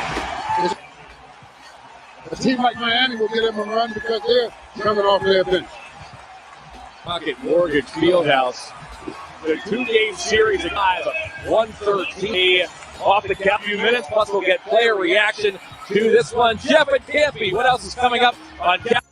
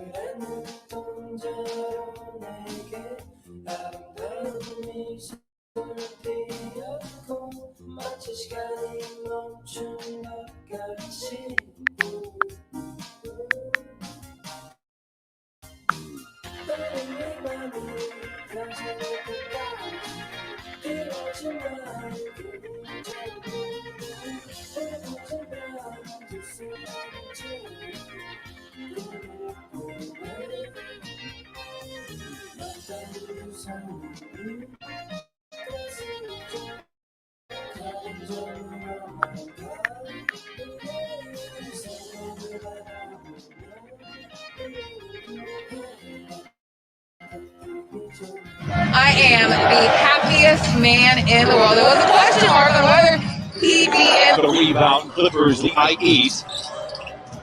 Leonard early in the clock, but he saw Ibaka inside. A whistle and a foul will be called against the Thunder. And another former OKC player. That's a little two-man game right there, and throwing it up in the air. This is not what you would call a big front line for Oklahoma City. And just being honest, this is a process for this franchise where they are starting to build it back up again from really a great 10-year run that they had. An amazing run. We'll talk more about it a little bit later. Meanwhile, Clipper legend Mike Muscala has checked in and watches current Clipper legend Paul George lay it up in it. Clippers open up at 10.8. Sixth time they've done that this year in the first quarter. Shea cuts it back down to 8 with the bucket. 6:45 to play in the first quarter. George gets a screen from Ibaka. Tries to lob it inside, deflected. Recovered by Baisley, and here comes Oklahoma City. Hill to Dort. A guard and 3. EG comes away with the new ball. George Hill was not going to attempt that layup over the top of Kawhi. Another deflection inside towards the Euro foul from Batum. Stop the clock with 6:22 to play in the first quarter. It's amazing how many words, terminology that we now put Euro in front of. We have the Euro step, now we have the Euro foul. Look for the Euro timeout. Would that be? Somebody Euro calls it timeout. Good job, Muscala, catch and shoot free, spins off the split here. And George has it. 16-8. Clippers out in front. George accelerates. Saw a line of blue jerseys. They get it back outside to an open Ibaka for 3. And he knocks it in. Started his career as a defensive specialist. Now is a guy that can hit from above the arc. Plays like that, if the shot doesn't go in at the end, it would be so sad. But somehow when you make great plays like that and share the basketball, the guys at the end knock them down. Shea in the corner for 3. And Ibaka covers up the rebound. Surge with 5 points. The figures all but 4 games. Single-digit games back-to-back is Kawhi Leonard continues to fill it up. 7 for him. Kawhi's going to continue to shoot over the top of George Hill if that's how they're going to match up.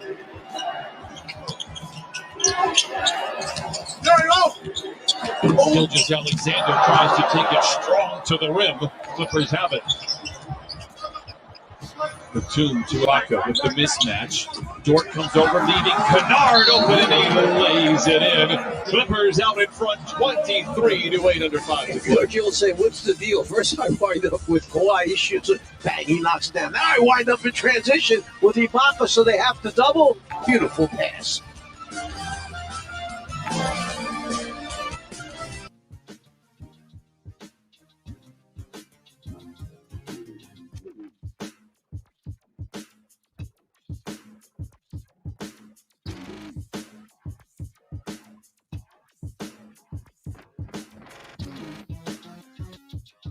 Parish with your top 5 all the way live. I'm the ball, my weight is up, you can't press me. AD to LeBron down Main Street. Leave it at 30 like the jersey Curry collects before Draymond got sent to the showers. He was big balling with his homies like front row Cordy in the Bay from Stephen or Wardell. Backdoor, 3-ball, splash. KCP, never in a daze. He was in the zone and started throwing up them trays. 7 of them. And this one before half. KCP, 23 in the game. The number 2, that's where we're going. And he ain't a crook, son. He just a shook one. Utah with their 7th straight win. D. Mitch. Another 30-point game, but it's all about the assists. And number 1, tons of fun. Raw Knights outperform like Mike. Anyone, Tyson, Jordan, Jackson, action. LeBron, first 30-point game of the season. No side bets on this one, but he still called his shot. And that's your top 5 all the way live.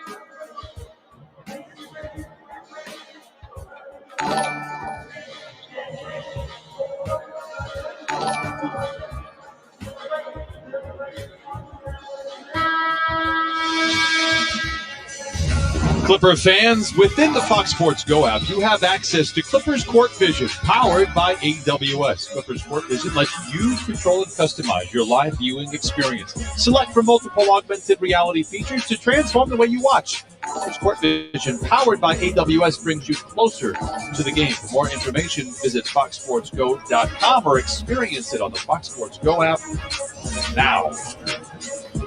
Clippers out in front, 23-8 on 10 of 13 shooting. Gilgeous-Alexander controls for Oklahoma City. Back to Muscala for the catch and shoot 3. Rebound goes up for grabs, and Leonard has it. The 2 to Kennard. Probing the lane. Tough rebound by Ibaka, surrounded by blue jerseys, and lays it in. It's almost like Kennard got into the lane and said, something's wrong, this is too easy. There's nobody in front of you right now. You're trying to figure out, who do I pass to? Whistle stops the clock, 4:22 to play. Here's a look at Shea. He was such a treat. He is going to be such a star in this league. There is no question about it. Front office knew it when they made the deal back in July of 19 that he would have a zenith-like rise, but it was a deal that you would make 100 times out of 100. I wish nothing but the best for Shea. This is Muscala again. Diallo to the rim and lays it home. 19 slam dunk champion. Going back to Shea for a second, they felt probably the biggest area that he jumped up this year is his strength. He really, really worked on his body, knew he had to be able to take more contact and finish with the contact. So that's one of the areas he really concentrated on after last season. Kennard with time and space for 3. Spurs by 15. Diallo brings it across half court for Oklahoma City. Muscala has not been shy. He's got that former employer energy going up against the Clippers. Kennard steps into a rhythmic 3 in transition. Maladon. Shea trying to get Batum off the dribble. Batum rolls off Diallo. He knocks it in. You know, there's a Batum battalion out there. Lots of people ganging up for the Batum battalion, but maybe they need to change it now to the Batum infantry. Oh, wow. This is getting really heavy to follow.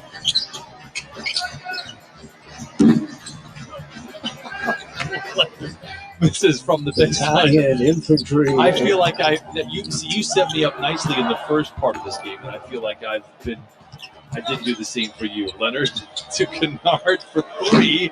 He's had good looks. They're not falling down before he has really shot the ball well. Down to the rim, whistle. Ball knocked out of bounds. You're coming into this game, Kennard will go 51 from the floor, 52 from the three-point line, and 90 from the free throw line. Still on its way up. What an effort that time by Batum. Get a piece of that one. Going up, going up. He's going to go take a nap now. He's going to need his sleep going forward. 2 kids, under 5, good for him.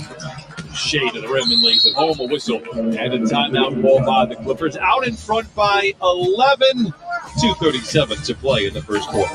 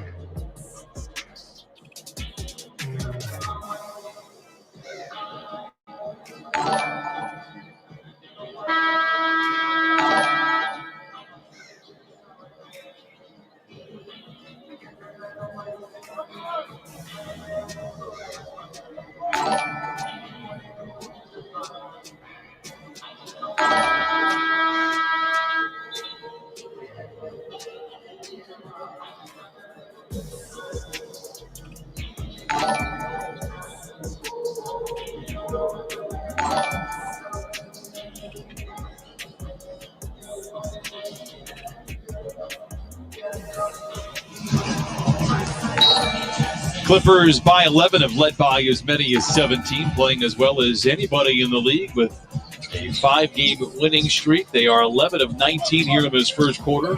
OKC just 7 for 23. Leonard backing down, fading and firing and filling it up with Kawhi Leonard now with 9. I'm looking at the different matchups out on the floor as to who can play Kawhi Leonard. And everybody that you think that winds up giving away either inches to Kawhi or the strength factor because of the ball. Unforced error there by the Thunder. Ball goes back to the Clippers. Watch him create this space right there, fade. How much room he's got to elevate and shoot that ball up over the top. Until he is overwhelmed by his good start here tonight. 9 for Kawhi, 27-14. Kennard lobbed it once again. Same spot, same defender. Kawhi looking to distribute here. Good ball movement by the Clippers. Kennard to Lou. Left corner 3, in and out. Clippers 3 for 7 from above the arc, but a great possession. He just did not knock down the shot. Gilgeous-Alexander back the other way. Double ball fake. Nobody buys it. And then he turns it over. How about Kawhi saving it and then bouncing it in to Lou Williams? Got that long arm out there, the big hand out. They got a piece of it and saved it. Oh, my! Leads to Zubats. Look out below. The Serge might have told him on the way out, listen, there's nobody big enough out there. Just dunk it every time. Muscala 0 for 4. Leonard with a left-handed flush.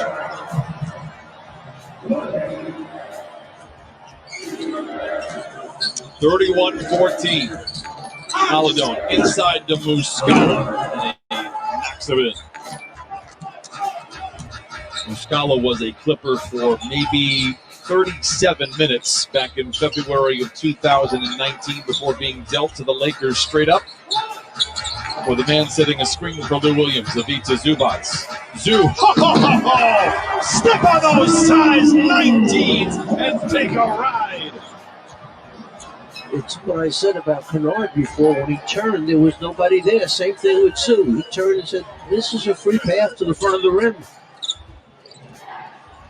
Shea picked up by his one-time teammate. Tries to get around him. Zoo does well, blocks the shot. A 1 second difference between the two timers. The Clippers will take the lead into the second quarter. It is by how much? Lou stands motionless. Gives the senior a catch and shoot three. Bucket! And the Clippers lead by 20. 3 seconds to play in the quarter. Diallo to the rim and lays it in. Ahead of the horn.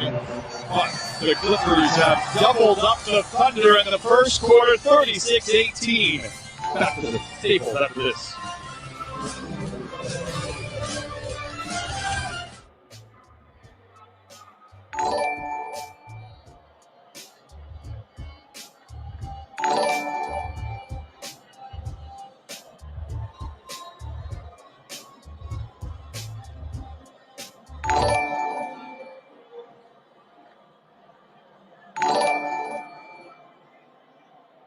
Oklahoma City wins the tap. They'll have it to start the fourth and final frame. There's Shea Gilgeous-Alexander, gives to the veteran George Hill, splits a pair of defenders. The Oklahoma City Thunder open up score for Oklahoma City and now continues to expand on his game. He has been a real delight for OKC. George, a former Thunder player, leads them with 2. Just showed me that Roby had no idea with peripheral vision who was running at him. He never hesitated with the defender basically in his face. What a move by Paul George for the second bucket for the Clippers. Clippers will play the Thunder on Sunday afternoon and then head out on for a very lengthy road trip as George Hill knocks down his second bucket. Leonard, speak of the devil, Kawhi on the move. And tries to replicate the same play from Paul George and does. You expect what you're expecting. Now he is ready to go, and he's open for 3. Makes the extra pass. Leonard for 3. And Clippers lead 12-6. Timeout Oklahoma City. Really the great 10-year run that they had. An amazing run. We'll talk more about it a little bit later. Meanwhile, Clipper legend Mike Muscala has checked in and watches current Clipper legend Paul George. Clippers open up a 10-point lead. 6th time they've done that this year in the first quarter. Shea cuts it back down to 8. Batum to Ibaka with the mismatch. Dort comes over, leading Kennard open and he lays it in. Clippers out in front 20.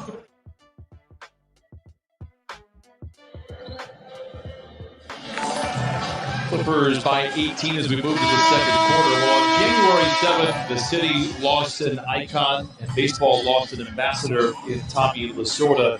On Tuesday, they had a celebration of life, and it's somebody that's been near and dear to your heart for 40 years. So fortunate to meet the man many years ago, and his wife Jo, daughter Laura, granddaughter Emily, felt that Tommy needed one more trip around Dodger Stadium and should visit the mound one more time. So the Dodgers, who have been incredibly great to the Lasorda family, opened up the stadium, and with former players, close friends, relatives, they went back and visited. We took the cast, put it on the mound one more time. Bobby Valentine, Eric Harris, a number of his players were there to speak. And it was just a great day. I was introduced to Tommy Lasorda the day I was named head coach in Atlanta of the Hawks. The Dodgers were playing, and I was on the field doing an interview, and Tommy walked over and said to somebody, "Who is that?" I said, "It's the new head coach of the Hawks." He said, "What's his name?" I said, "Tell him." I said, "Is he Italian?" I said, "Yeah." I said, "I'll do the interview." He took the mic and did the interview on TV. A personality that was larger than life, and as I mentioned, baseball lost maybe its best ambassador. We'll get back to action here. I'm glad that you were in town, able to say goodbye to your friend one more time. Paul George to Kennard. Clippers out in front by 15, if led by Miscellaneous 20. George walled off, struck a pivot, but it's called the Clippers. Well, Paul George might say something to the official. What about the bump that I got from the defender? That may have helped cause that travel. The one thing that is always concerning when you go up against a team like Oklahoma City is that if they get any kind of confidence, you could be in for a long evening. We've gotten off to a decent start here in this second quarter. Maladon into the paint. Zubac with the rebound. What you said, Brian, is sometimes teams will come in and overlook them because Zoo with the two-handed throwdown once again at the front of the rim. was saying the team sometimes will overlook them, feeling that this team will have a win tonight. But when they get feeling that this is one of our nights tonight, we hang in, then all of a sudden they start making shots and they believe in themselves. Lou Williams down the lane. Oh, a graceful glide, blessed with finesse, and Lou Williams lays it up and in his first bucket tonight. Kenrich Williams. Basically picked up by Morris. Back to Williams for a good look at a three. In and out. And Zubac gobbles up his second rebound. Beverly runs the show. Hesitation move. Gets to the rim. A whistle and a foul. And Pat Beverly will go to the line for a couple of free throws. Time now for the Morocco Good Times moment. Watch Lou with the ball goes behind his back, and there's the throwdown by Zoo. In the middle of the two blue jerseys, emphatically throws it down with both hands. Zoo playing very well, 11 points, 12 rebounds in that win over Sacramento a couple of nights ago. Beverly with the first of two free throws leaves it short. Time now for a word from Jack in the Box. Introducing my brand new chicken, my juicy, thickest.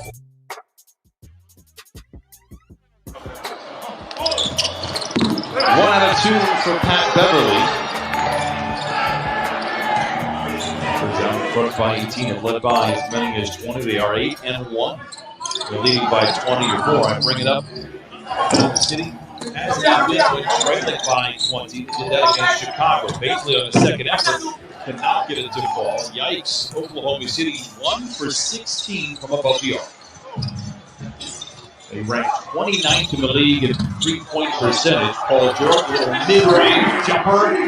The Clippers reclaim that 20-point cushion. Now that's why I talked about the strength before with Shea. The younger guys that don't have that upper body strength, guys like Portland and Kawhi, they just push him off and create space. And you thought he was going to throw that one down, didn't you? But it's racing for impact. He can throw it down. He is a talented young man. Cowboys on the beat to Zubac. Clippers by 20. 9 minutes to play here in the first quarter. Diallo will go to the strike for a couple of free throws. The third pick back in 2019. There is Mark Dagnall. First year on the sidelines for Oklahoma City, replacing Billy Donovan. After 5 years. Take a look at the three-point shooting here for the Clippers. They are number 1 with a bullet. Oklahoma City struggling a little bit tonight.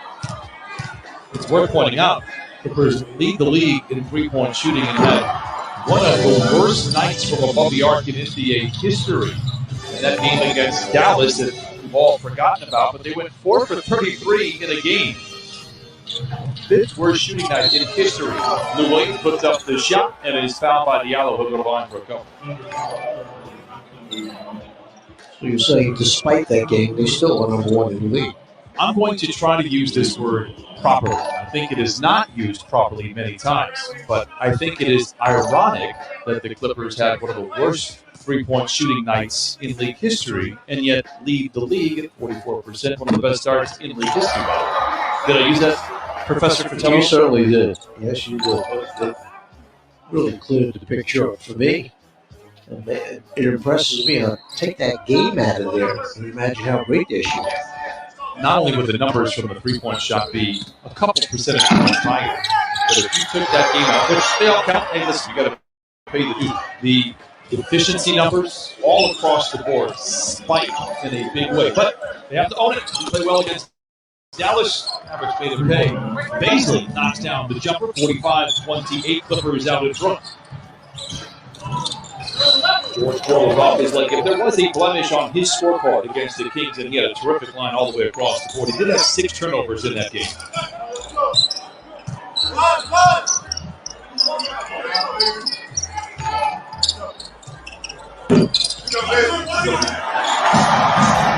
Watching Brian, this young team, Oklahoma City, so many of their bodies are going to develop over the next 2 or 3 seasons as they get bigger and stronger and tougher to be able to compete against teams like the Clippers that have better guys been around for a while that are physically developed, and it makes a world of difference. Zoo is physically developed.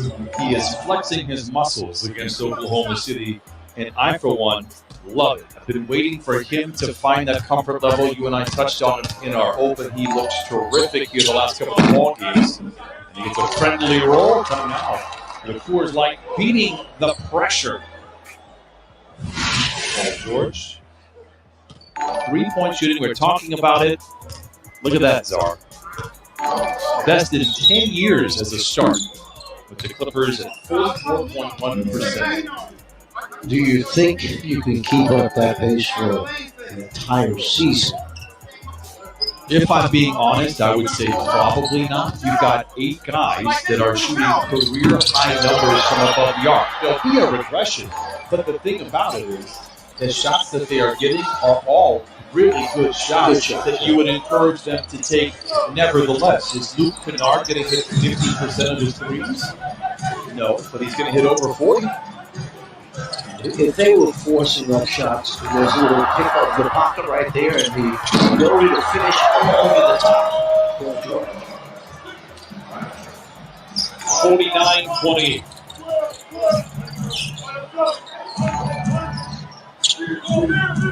Baisley had time, but not feeling confident. Krzyzewski drives into the paint. Skips it to Diallo. Back to Baisley with the shot clock into single digits. Not there. Rebound goes to Beverly.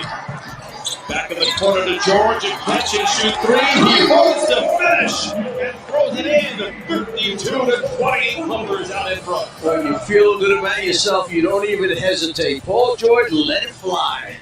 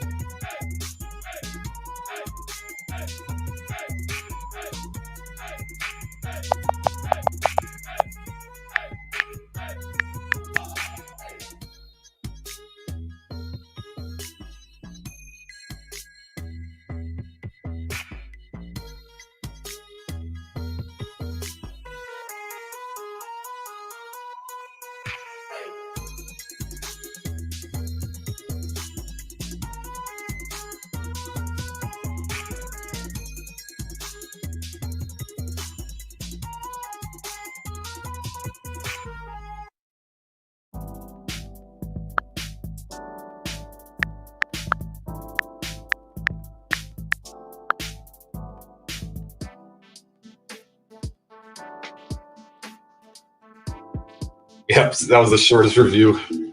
Good, because the last one was way much. We can't get on him too bad because he's I missed know he has. he's missed maybe 2 or 3 in this quarter, but he's made about 4 or 5.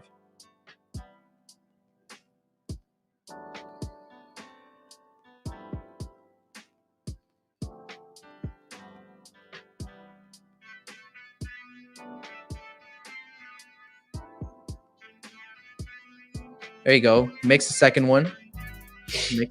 We're okay, Spurs Nation. Breathe. Now I'm looking at the ticker. Spurs Nation, thank you for hanging out with us. If you're just joining us right now, thank you for hanging out with us in the crunch time of this game. Make sure you subscribe so you don't miss any future watch parties after the buzzer shows or Tuesday night, 7:30 OOC Live, where we have a lot of fun talking about the week that was in Spurs basketball. Make sure you subscribe as we watch this countdown here. He's okay, man. DeMar's okay. Yeah, that's game. Yeah, man, dude. Jalen Brunson. If anyone, it's got to be Jalen Brunson.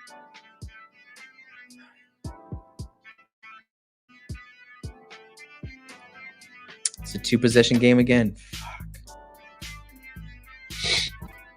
DeRozan completely lost him that play. And Luka with that little turnaround off the glass. Holy crap. Yeah. Damn it. What do we got to do here? Trey. Is it our ball? Yeah, I mean, we're down 6 with the ball. At half, right? Yeah. We call it timeout. We got to get a quick 3 ball out. Got to knock it down. And then we got to foul, put them at the free throw line. They're not in the bonus yet, so we actually have to foul a few times.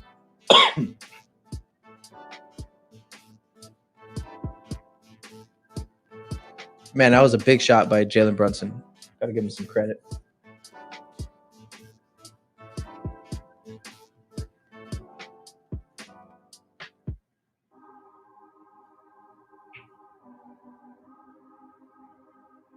Is DeMar okay?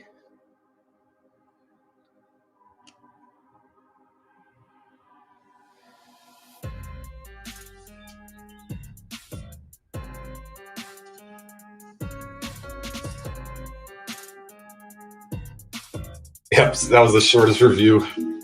Good, because the last one was weights right now together. Rudy Gay makes the jumper. Okay, Rudy cuts it to Mavericks have missed their last 5 shots. Kicks it out wide open, Brunson. 118-112. Brunson, 16 on the night, his third 3. And the Mavericks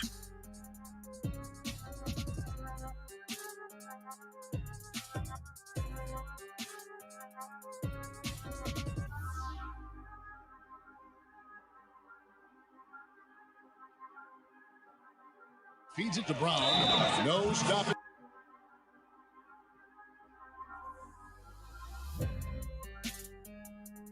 Feeds it to Brown. No stopping.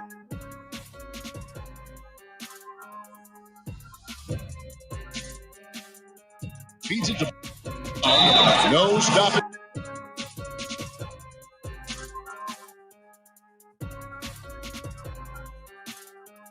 Feeds it to. Yep, that was the shortest review. good, because the last one was weight. Go, baby. Let's get a stop. Let's foul. Let's get a steal. Let's get something. We fouled him. Woo! I can't take it anymore, Maddie. I can't take it anymore. Dude,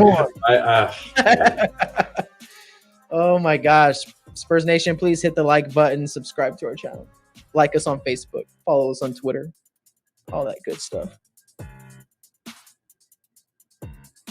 6 men. Our 6 men are actually voting on our watch parties in February. Go become a 6-man member of OOCSpurs.com. This dude.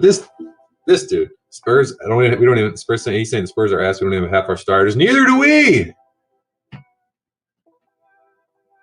Yeah, neither do we. Is Heath? Are you a Dallas fan, bro? Good for you. Good for you. That's cute. Yeah. Whenever people tell me they're Maverick fans, I go, "That's cute." Hey, there's a genuine respect between Mavericks and Spurs fans. It's the Rockets that I don't have. Yeah, that's why I'm not getting on them too bad. Yeah, like Dallas there is a respect there. We respect y'all. If you don't know that, Heath, we don't talk mess about each other anymore because y'all won a ring, so we respect you a little bit. And obviously, Dirk is the man. We gave Dirk the best send-off anybody could ask for. His last game was here against the Spurs, right? The last game. So, I mean, we gave him a hell of a send-off. Shout out Dirk Nowitzki, man. Hall of Famer.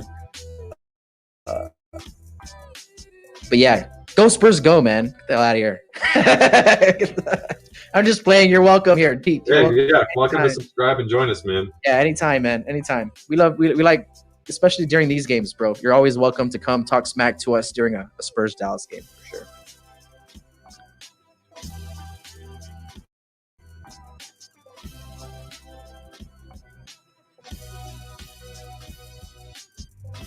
Oh, yeah, man. We got a lot of people in here right now, man. Make sure you subscribe to OOC Spurs. We got more watch parties coming in the future. If you want to vote on them, go to OOCSpurs.com, become a member, and vote for which watch parties you choose. And a lot more. And a lot more. And a lot more. You got discounts on merchandise. You get a shout out at the end of every video. A lot of lots stuff. Of love. Yeah, lots of love going back to our 6 men. And I believe that is the game. Spurs lose by 5 to the Dallas Mavericks. DeMar DeRozan, 29 points. LaMarcus Aldridge, 26 points. When was the last time those two guys were like our two big guns in a game? It hasn't been this season. Luka Doncic is going to walk away with 36. Tim Hardaway, 21. Kristaps, 21. Where's homeboy? The other Maverick deserves a lot of credit. Brunson. I don't know what Brunson's final stat line is, but he played very well.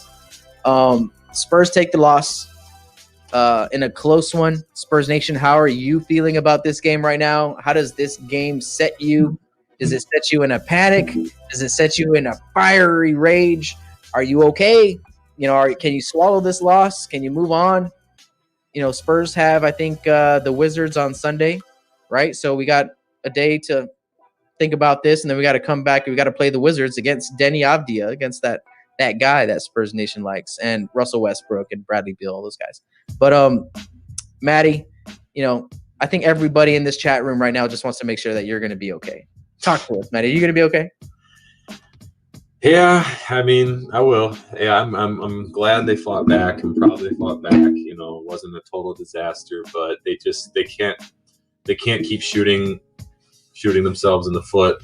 They can't keep, making, I don't know, like it's the consistency thing, man. That's what I said. They're not a consistent team. They're not going to be a consistent team. That's why when we were the 5th seed, I was happy. I was definitely happy about it, but I wasn't. Yep, that was the shortest review. Good.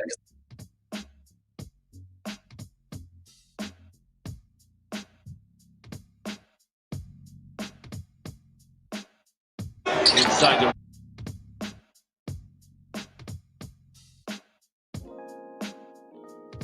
going to Oklahoma City. They had their pieces when they got there with Kevin Durant, Russell Westbrook. They would later draft James Harden in consecutive drafts. Whistle foul against the Clippers. But they had a terrific progression. This is a short stay for them.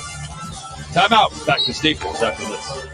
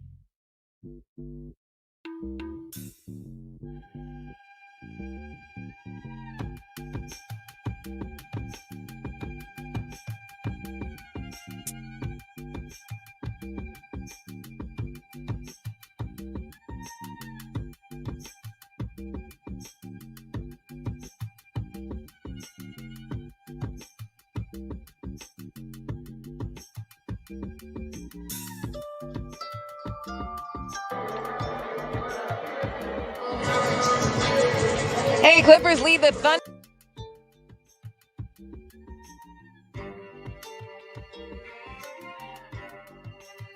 The court's teammates with the Oklahoma City Thunder before joining forces here in Los Angeles, and he sees his good friend with a different look in his eye this season. He said this morning at shoot-around, he's on another level.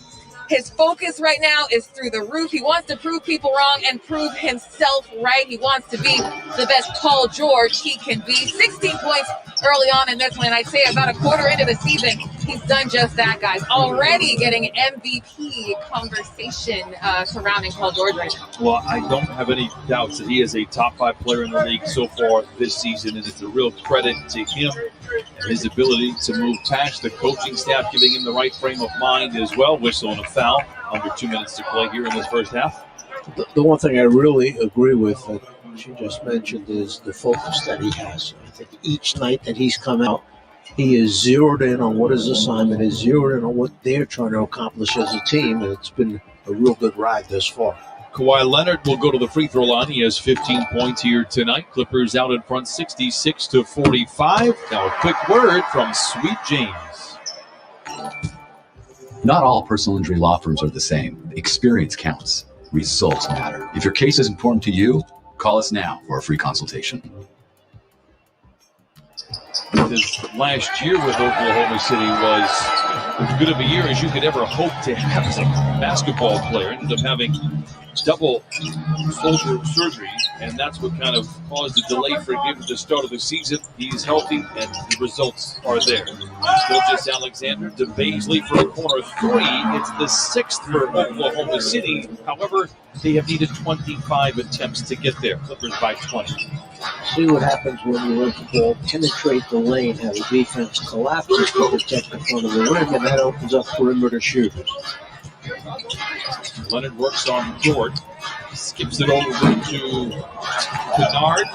Ibaka with the rebound, doing work inside. He is 5 for 5 in this first half. Serge is liking this, playing by himself in front of the rim, going up, getting offensive rebound, and put it right back in.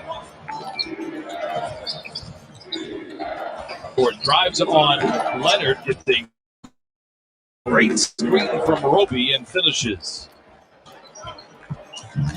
We saw Dort as a defender last year. Only shot 29% from above the arc. This year, over 40. And the coaching staff very high on him, thinking that is a sustainable number for him. He has been very impressive in the first 13 games of this season.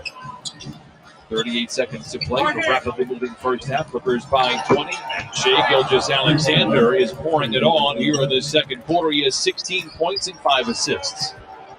Leonard going 2 for 1. Believing that he was fouled. Campaigns to nobody.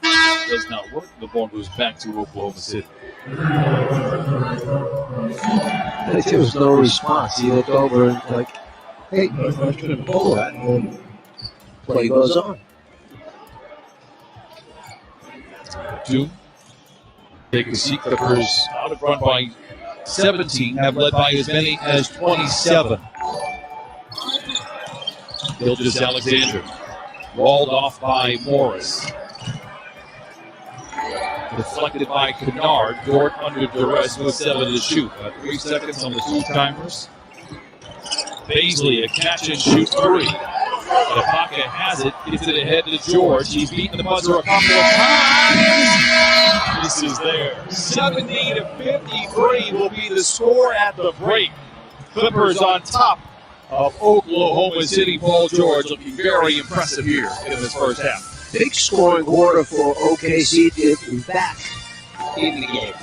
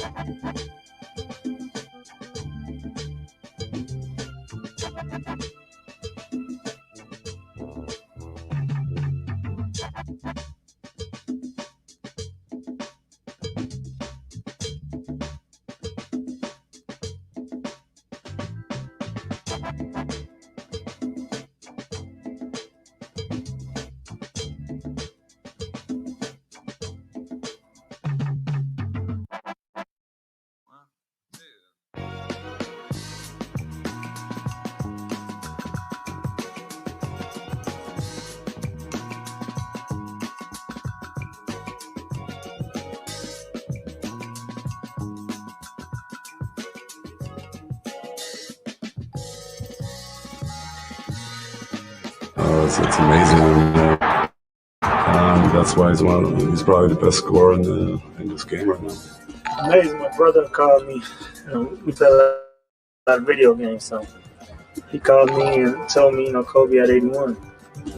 And so I told everybody at the table. They're like, no. So I was like, they were talking about the video game. Hold on, let me call him back. So I called him back, like, nah, in the real game. So, video game type stuff he was doing. I saw it on Classic Games. I watched his 81-point game, and it was like crazy that he just really went out there and scored 81. And I think he could have scored more if he stayed in the game. I thought it was a mistake, actually. I think I read it on the ticker somewhere, and I saw 81. And I was like, no, that's not right. And I was amazed. I thought it was a typo, definitely a typo, but I was amazed. Something incredible. I woke up the next day. I just turned on ESPN and it was just said Kobe 81, and that's all I saw on the ticker. And I was like, this can't be right. I just started flipping through channels, and I turned back, and they started showing highlights of every point that he scored. I just couldn't believe it. 26 in the first half. And you do the math for the second half. I mean, that's just ridiculous. I mean, it's just credit to one of the greatest players that ever played the game. So it's crazy. For Oklahoma City, and now continues to expand on his game. He has been a real delight for OKC. George, a former Thunder player, leaves it with 2. Just showed me that Roby had no idea with peripheral vision who was running at him. He never hesitated with the defender basically in his face. What a move by Paul George for the second bucket for the Clippers. Clippers will play the Thunder on Sunday afternoon and then head out for a very lengthy road trip as George Hill knocks down the current Clipper legend Paul George, lay it up and in. Clippers open up a 10-point lead. 6th time they've done that this year in the first quarter. Shea cuts it back down to 8. KC just 7 for 23. Leonard backing down, fading and firing and filling it up. And Kawhi Leonard now with 9. Double ball fake. Nobody buys it, and then he turns it over. How about Kawhi saving it and then bouncing it in to Lou Williams? That's that long arm out there, the big hand out. They got a piece of it and saved it. Oh, my! Leads to Zubats. Look out below. On the way out, listen, there's nobody big enough out there. Just dunk it every time. Muscala, 0 for 4. Leonard with a left-handed flush. 31-14. Maladone inside to Muscala, and he knocks it in. For the man setting a screen for Lou Williams, the beat to Zubats.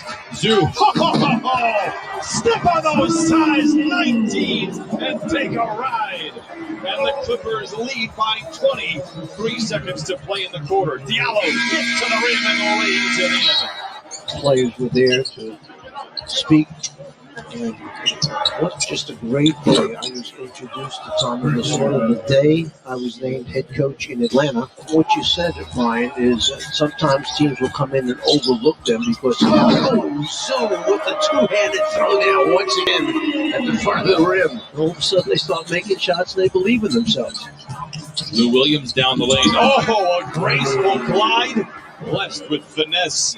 Efficiency numbers all across the board spike in a big way, but they have to own it. Didn't play well against Dallas. Mavericks made it pay. Back to Baisley with shot clock into single digits. Not there. Rebound goes to Beverly.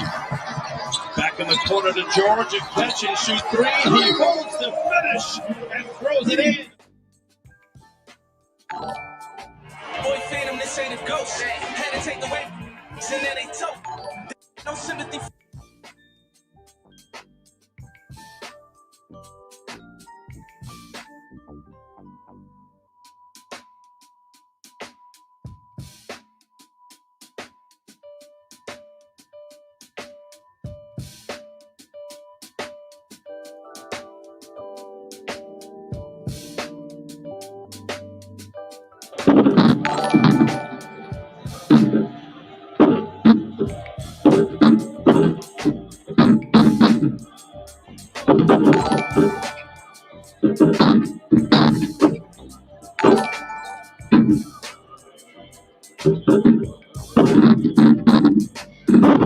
From the first half. Yeah.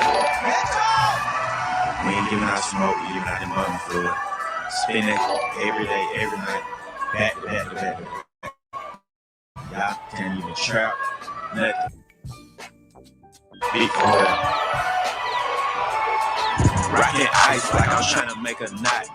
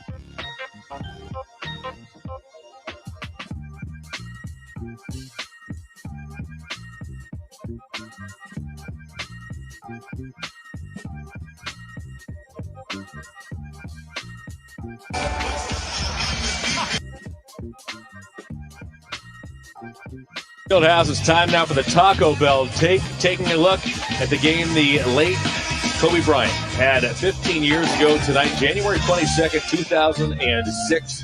81 points. Austin Carr. He was a master at the game. I mean, he played the game with passion. I love watching Kobe play every time. He was worth the price of admission. 122-104 victory over Toronto as meanwhile we're back underway. That ball's knocked out of Nance's hands by Kyrie Irving. Over the baseline it goes. Cavs ball. That's the good news. The bad news is that the Cavs have only 1.7 seconds with which to work. Just catching a touch shot. Osmond has trouble getting it in. Finds Nance. He'll fire. Rebounded by Brown. Out come the Nets. Harden, Brown, Jordan, Shamet, and Irving. Harden lobbing. Whoa, what up top for Jordan, and Jordan throws it down. Well, every time they get Drummond in that position, he has to protect the drive. And once he steps out to protect the drive, the big man rolls to the basket. That's a tough play for him to defend. You have to get somebody in front of him. Whoa! Nance with an answer as Larry Nance on the business end of the Andre Drummond alley-oop. Well, Drummond says, okay, you can get me, I can get you back. Larry Nance throws that hammer down. Cavaliers are back up by 5. 2:15 to go in the first half. Partner, this team is still already taking 26 three-point shots already. Amazing. They have hit 10, have the Nets. Harden splits a double. Cavalier debut, Harris.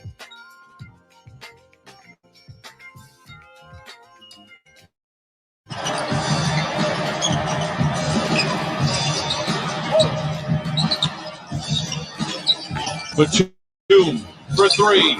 Bucket. Nicholas Batum. 9 for Batum. And the Clippers lead 75-56. Batum never hesitated. Just about touched his hands and was out of his hands and gone. Whistle and a foul stops the clock. 9:48 to play. Time now for the All-State Good Hands play. Patrick Beverly knocks it away, then on the ground, scrambles after, comes up with it, gets it going, so his team can go down and make the right play at the other end of the floor. So Beverly saved it, got it going, swung it to the open man.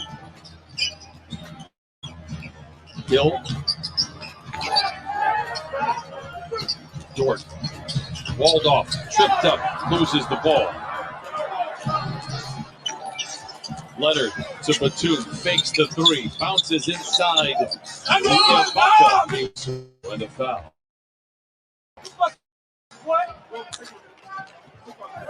Serge was affected by the rim because there was nobody else jumping in front of him. Serge missed a game with an illness. Had some foul trouble in the game prior, but out of rhythm. He's in very much a good rhythm here tonight. 13 points and 9 rebounds, and again has taken and made all 6 of his shots. Clippers up comfortably here in the third, looking to run through the tape. Time now for Give It Everything, brought to you by Kia. This is pretty good. If you're new to the game of basketball, these are good numbers. The offensive rating is incredible. The three-point shooting, wow. But the way they have played has been impressive. Yes, the numbers are good, but the style with which that they are playing, moving the ball, the defense is starting to come around. It has been very impressive. See, from a coaching standpoint, we would have mentioned the first one first, which is point differential. Because that means you're playing well at both ends of the floor. What you're scoring and what you're giving up. Beverly wants to review this. Off foul. Take a look. Oh, and they will send this. As they contact the law offices of James McGill to litigate on their behalf. 9:09 to play in the third. Back after this.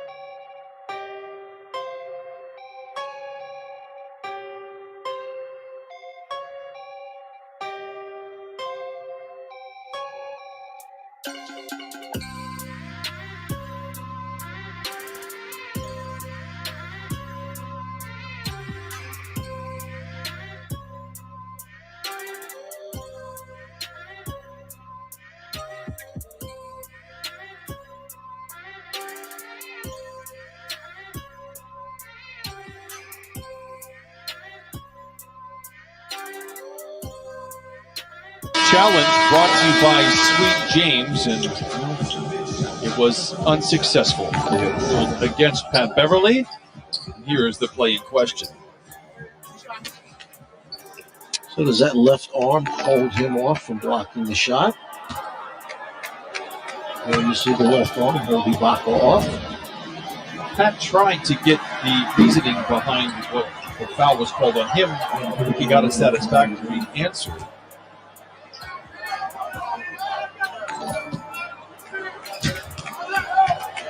I mean, really, whatever he does, it ends up making me laugh. And he comes in and gets us the rebound. 77-56. So, two missed free throws, no harm in just one foul. Leonard back down on George. He's got the hope to slow him down, but doesn't have the ability to stop that. You do. Would you say that in all the games you've watched thus far this season, this perhaps may be the most post-ups that you've seen out of the Clippers? That's an interesting observation. So are you sure going to coach Jay Gilgeous-Alexander or whistle at a foul? I know we talked about posting on him, right? Do they have a person to go to? And obviously there's different guys out there that can post up depending on who the matchup is. The question was, when they potentially, if they regress from 44% shooting, would they be able to find some easy buckets? Quick word from Hyundai. Up to 3 years of complimentary maintenance. It's yours on every new Hyundai. Shea makes both free throws. It is just a question that I wanted for you to pontificate about. Well, I'm watching tonight, and I'm saying, I don't remember this many post-ups in a game by the Clippers of the games that I have been here and been able to do, and ones that I've seen. Another post-up. Good ball movement for the Clippers. Ibaka for three. Rebound poked nearly out of bounds. Great hustle from George Hill. Oklahoma City back the other way, trailing by 21. Thunder scored the first bucket of the ball game. That was the last time they led. George for three. Long rebound. Corralled by Pat Beverly.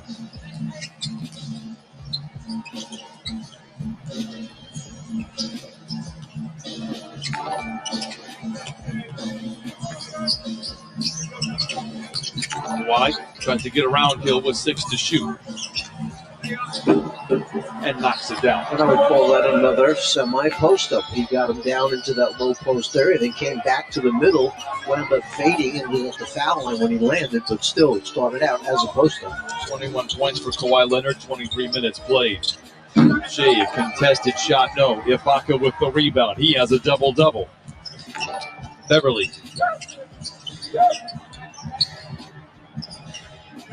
Leonard directing traffic. Wants an ISO on Hill. Dort lurking into the paint. Touch pass to Beverly. Good closeout by Dort. Ball goes halfway down, rattles out. Clippers 8 for 22 from above the arc, well below their season average of 44%. Roby inside, flushes it in. Clippers shooting 58%. That has come down since halftime. Batum lobs it to George, and mid-flight lays it in. All in one move. Throw it up there. George elevates, catches, and puts it up off the glass to score. Clippers out in front, 83-60. Timeout on the floor, 6.5 to play here in the third quarter. Batum showing his kids how to share.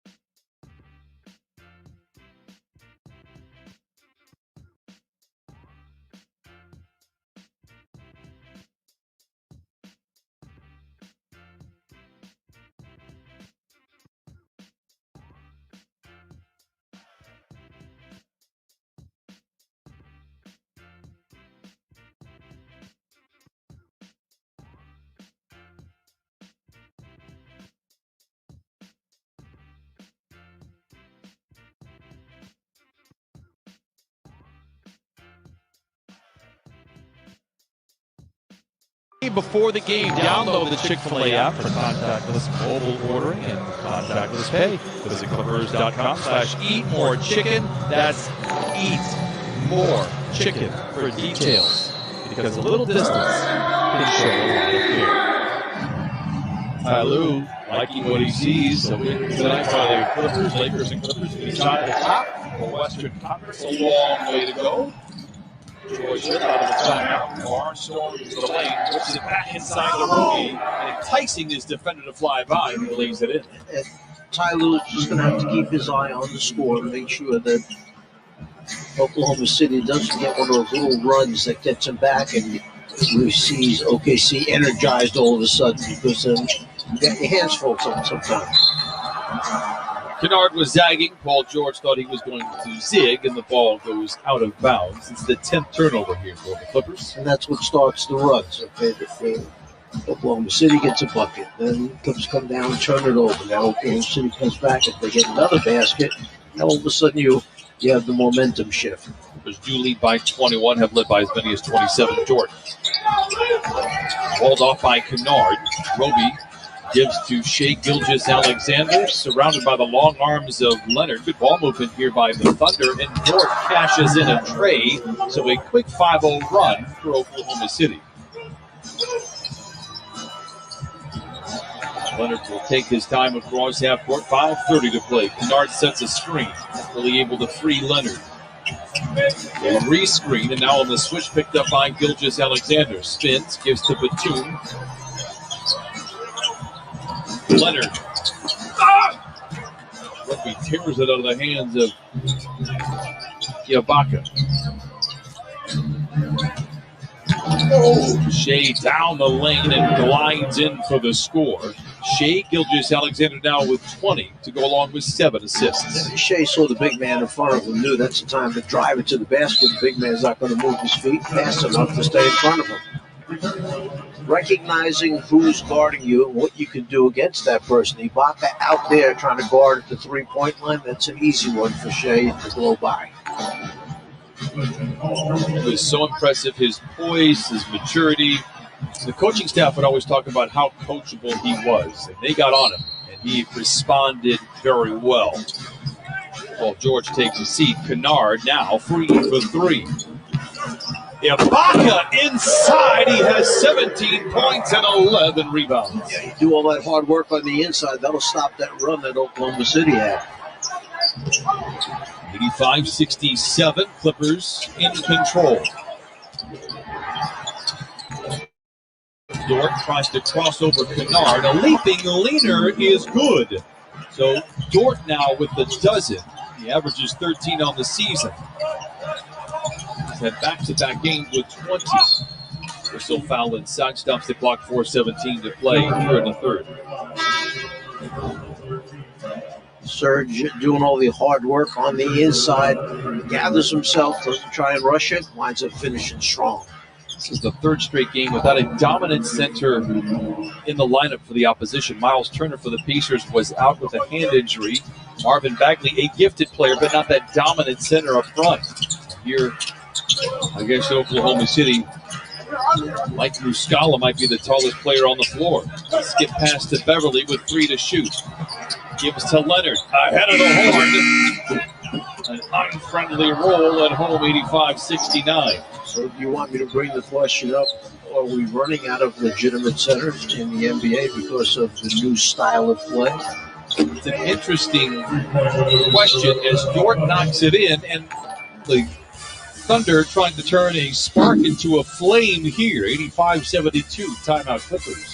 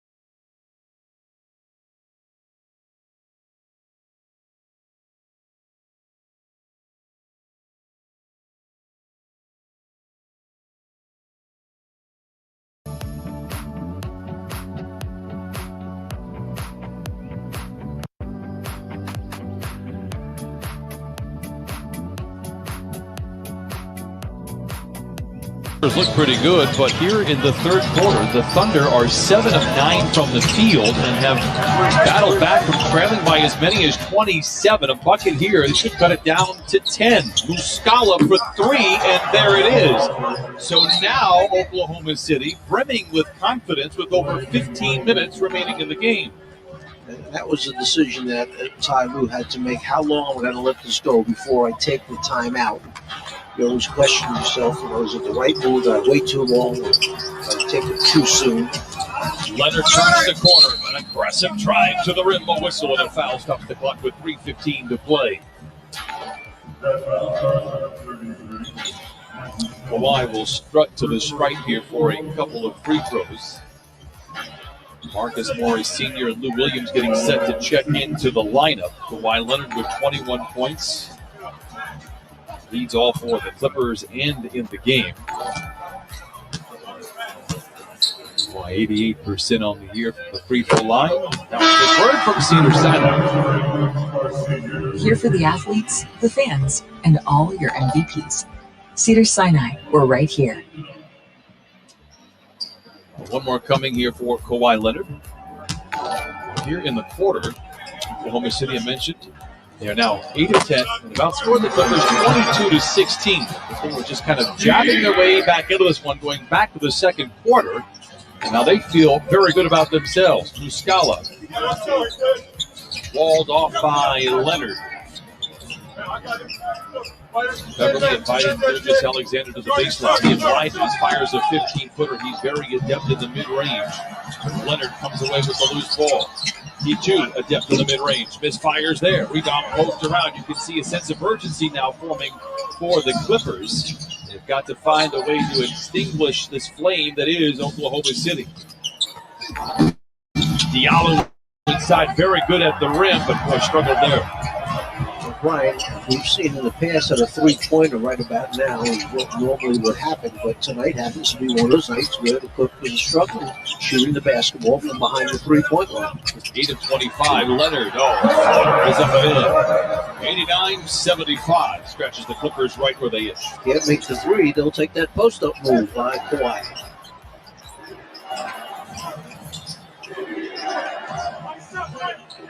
Late in the clock for Oklahoma City. Gilgeous Alexander spins. Great contest by Leonard.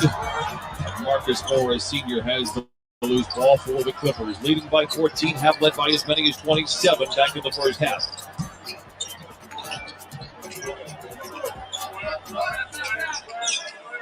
Kawhi wants an ISO. We've seen more isolation here tonight than we have seen in probably every other game.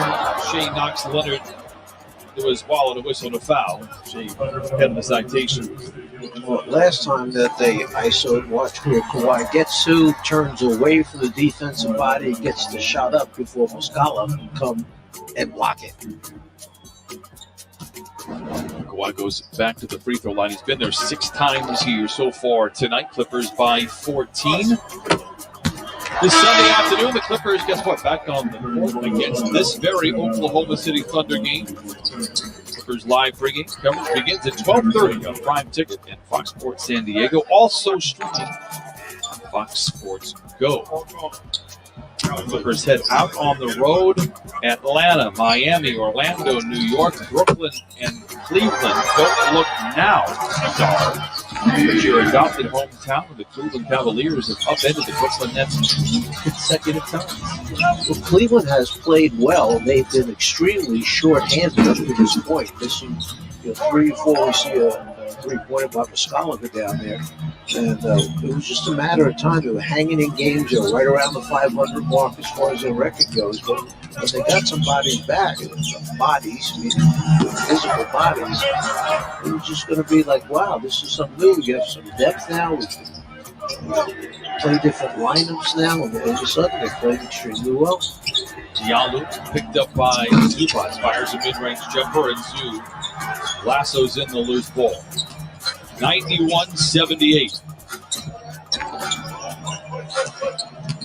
Great screen by Zeus, putting Leonard at the foul line. Wants a whistle, doesn't get it. And then it's run over by Diallo, but he's not going to get the call. It'll be a foul against Kawhi Leonard. He does not lend much of an argument. He didn't argue very much on that one. He knew he kind of moved in the path of the dribbler, so that's where the block was going to get called.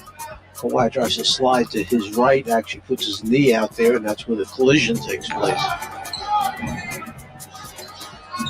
Oklahoma City will have the ball to start the fourth quarter as well. So an interesting potential 3-for-1 for Oklahoma City. Muscala is aware of it, pasting up a deep three. One-handed rebound by Leonard. And the ball deflected, luckily for the Clippers, into the ready hands of Pat Beverly.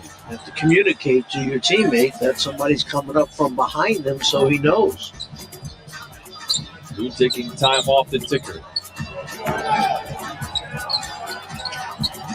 Leans into his defender, not a great possession. Oklahoma City with momentum and has a chance to close out here.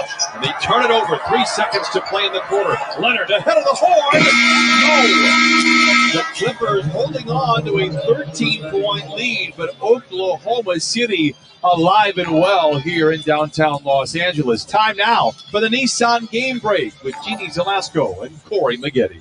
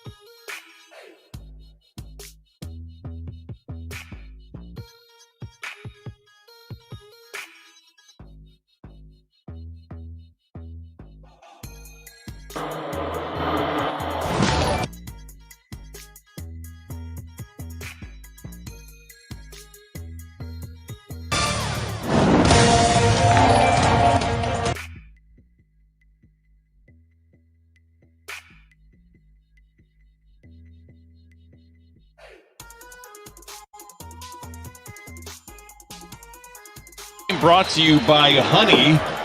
The turnover to start out this fourth quarter for Oklahoma City. Clippers with just 21 points in that third frame, a frame that they have dominated certainly during this 5-game winning streak. It's the lowest scoring third quarter of the season, yet they still lead by 13.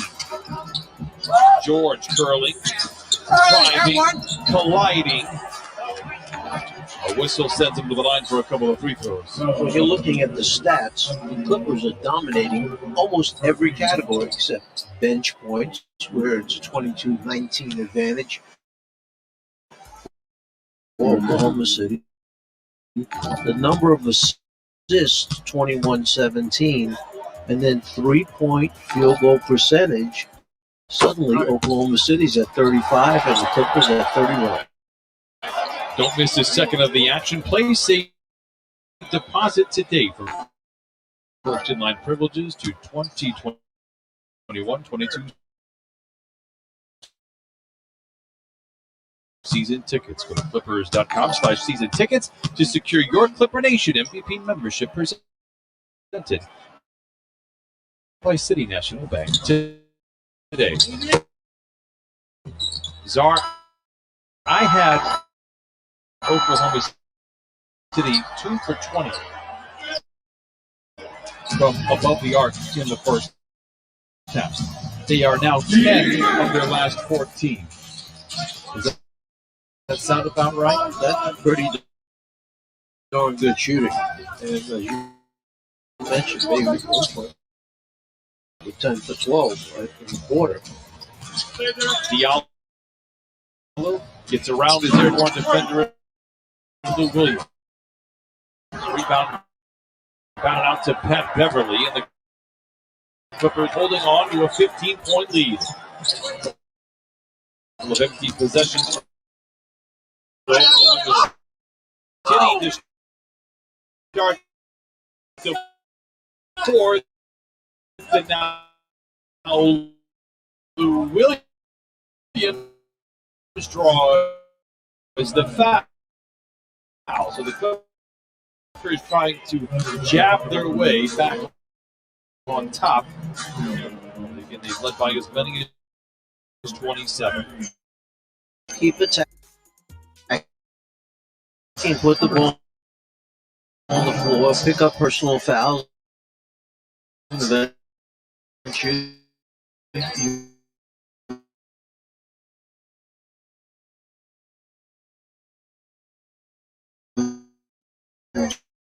Get to the free throw line for those bonus free throw. So great in the bonus last year. Let the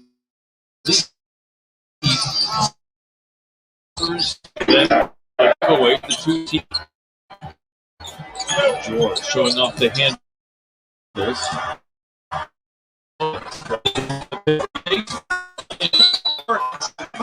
City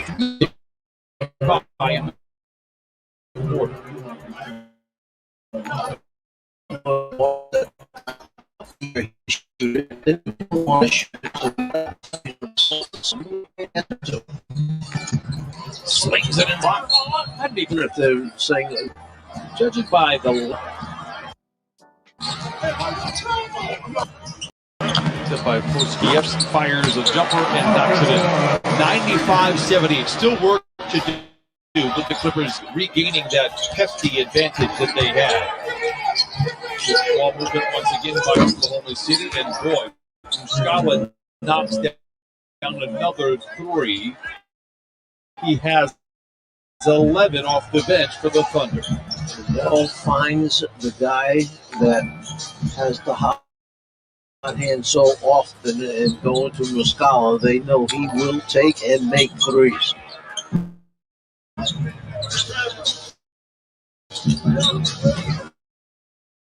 Senior again steps away.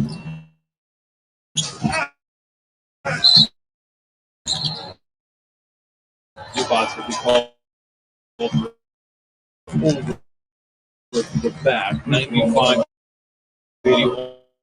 Clippers, 9:38 to play in the game.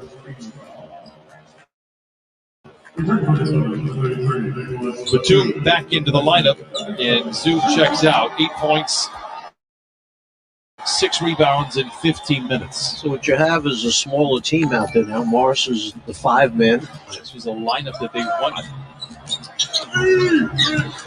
as 5. If they play hard for 48 minutes, Jordan.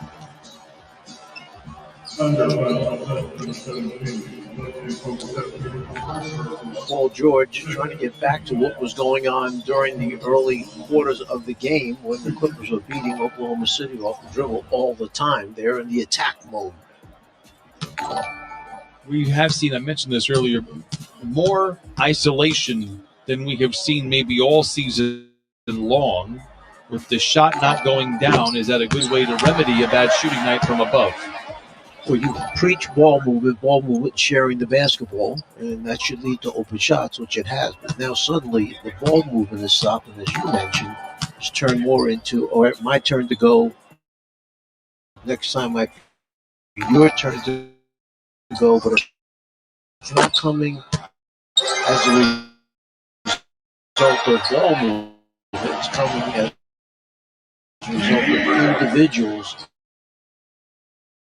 deciding that they're going to get in the attack mode or attack the basket. Clippers led by 20 in the first quarter. Oklahoma City has hung tough here tonight.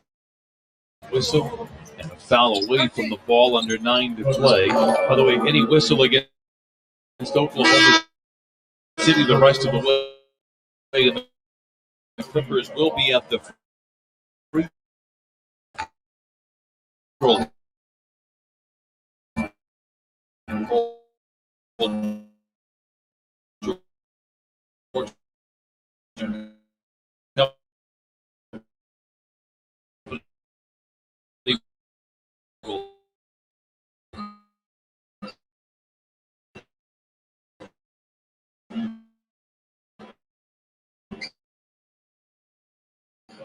Look to take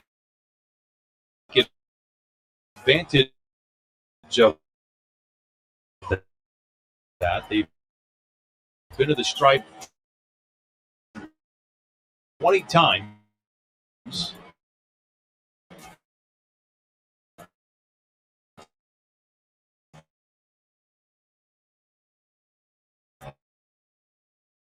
They 19 free throws.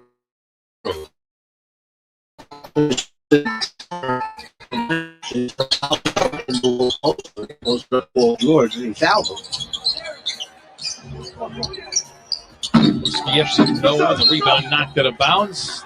The say last touch by Diallo. Can you call Skiepsky Alex? You know, if he was a Clipper, I would do a first name. Lou Williams. But in your worldly ways, I want to. Is out.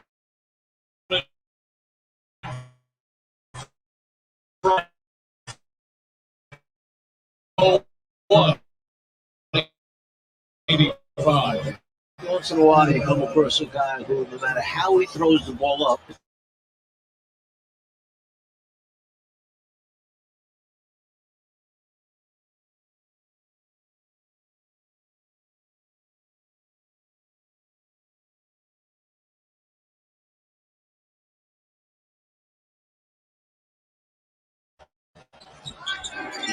discrepancy in free throws taken tonight. Not something that has been in the favor for the Clippers here this young season. 10 to shoot for Oklahoma City. Shea drives on Beverly. A whistle and a foul. I would ask Pat Beverly about Shea during his rookie year. I said, what do you like in practice? He goes, well, when I'm in practice, I'm Pat.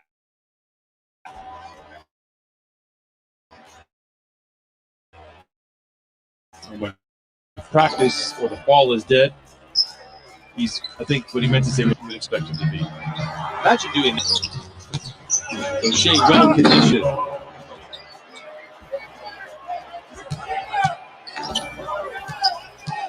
You know the advice that Pat gave Shea? What did he tell him? He said, get a PlayStation or an Xbox and get NBA 2K. And that will teach you about your opponent's tendencies. So he encouraged the youngsters to play video games. Scouting report. That's what he did, yes. How about that? Roby taps it up at him. Did you ever tell your players to grab an Atari 2600? I did not do that, no. George. I didn't know what they were. Are you kidding me? 102-87.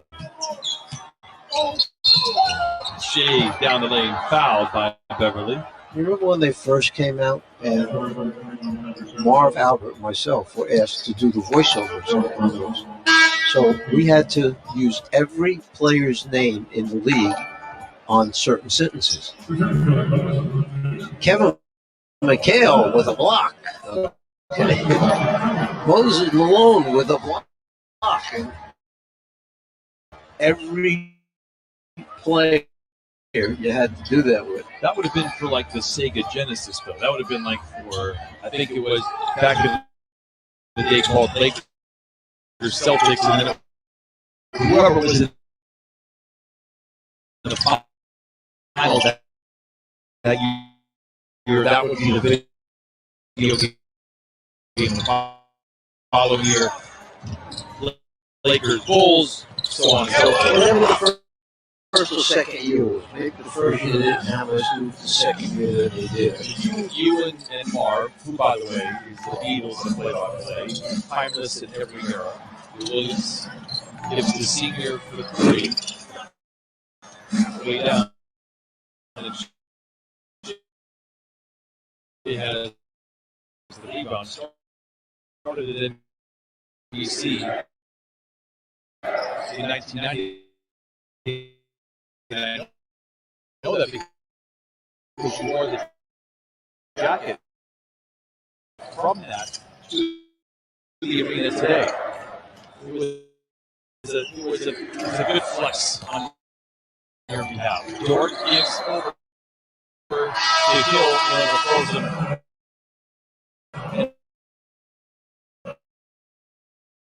Out of Stars.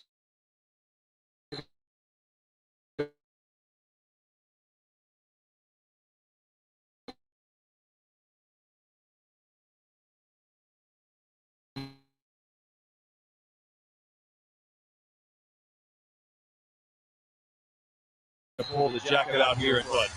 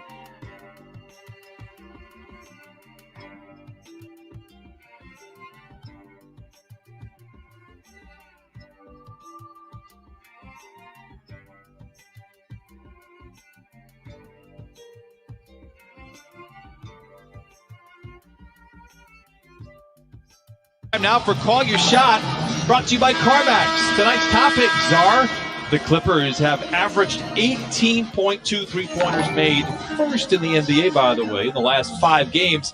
They will make 18 tonight against Oklahoma City. That was the Call Your Shot. They're not making that many tonight. There's no way. 6:45 to play. You're telling me they cannot make 10 threes in that time stretch, Ben? Could they? But not, in the fourth quarter where you're not going to hurry to take trick shots, run the clock a little bit on your possessions. Here we go for a good start. 9 to go. Paul George rips the cord. Did you give them a pep talk in the huddle? Clippers 105, Thunder 89. Paul George, Kawhi Leonard, 2 weapons of mass destruction tonight, each with 27. How about Shai Gilgeous-Alexander with 22? He had that name in his building, almost that name, not too long ago, and there was a big night for that individual. Williams for 3, halfway down. pretending to shoot the three, then drives by his defender. Great ball movement again. George with cruel intentions, hands to Lou, and he lays it in. Great possession for the Clippers. Nice dish off that time by Paul George. Of course, you were referencing Nikhil Walker-Alexander. Shea's cousin with 37. His cousin plays for the Pelicans. George Hill. 6 to shoot for Gilgeous-Alexander. Back to Hill. This time he pulls the trigger. Leonard with the rebound. 107-91.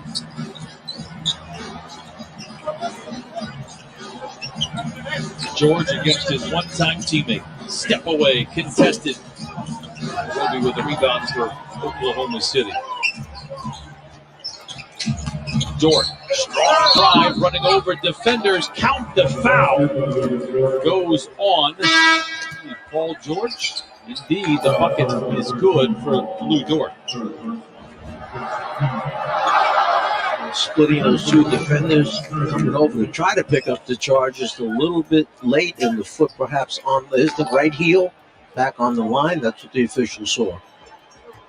Dort is not a slender build. Paul George might feel that one tomorrow. I like this young man. Back-to-back 20-point games for Oklahoma City now with 18. 107-94. Clippers led by 27. The City, slow start from above the arc, have come to life since as George tailgated by Hill, 9 to shoot. A lot of ISOs here for the Clippers. George in traffic, no. Rebound this time with a tough one to get either way for Ibaka. Gilgeous-Alexander probing the defense in transition, maintains the dribble.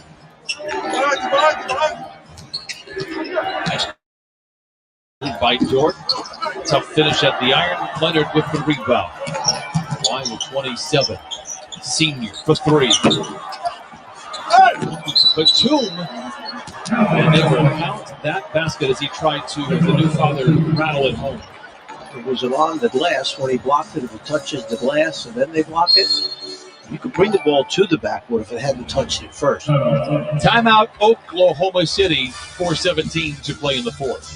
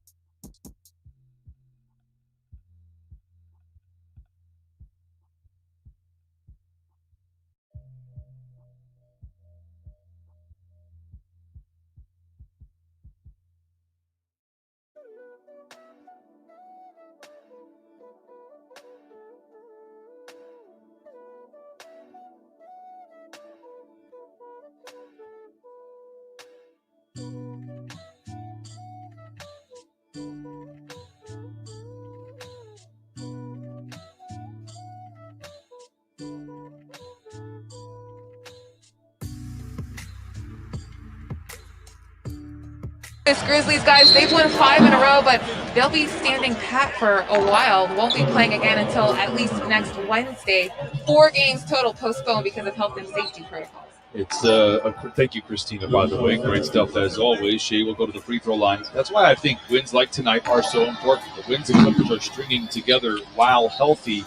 We just don't know what's going to happen, especially next week. We're going on a road trip for 6 games, and so many things can happen, and you could be shorthanded. You could get postponed. How are you going to make those games up? Where is it going to go in the standings?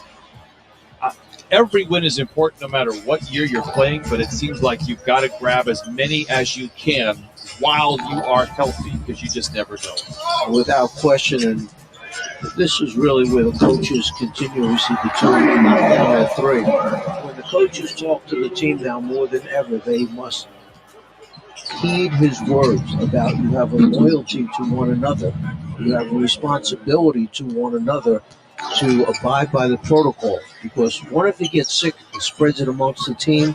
We could be closed down, like we just heard from Christina. 4 straight games, 5 straight games. It's not a good thing. In the middle of a 2-week protocol that is very intense as George gives up a 3. No. 112-98. Clippers out in front, haven't trailed since the first basket, but haven't been comfortable really all second half. It's a credit to Oklahoma City. These two teams will cross blades again on Sunday afternoon. Gilgeous-Alexander gets around eventually, senior, and lays it in, but a good effort there by Marcus Morris, senior. And did not give up. He backed out, came back, backed out, came back, and eventually turned the corner. Gilgeous-Alexander, the high water mark now with 28. 12-point lead for the Clippers, under 3 to play. Leonard tries to drive on Moore, can't get any closer to the rim, but he does draw the foul, and we'll go to the line.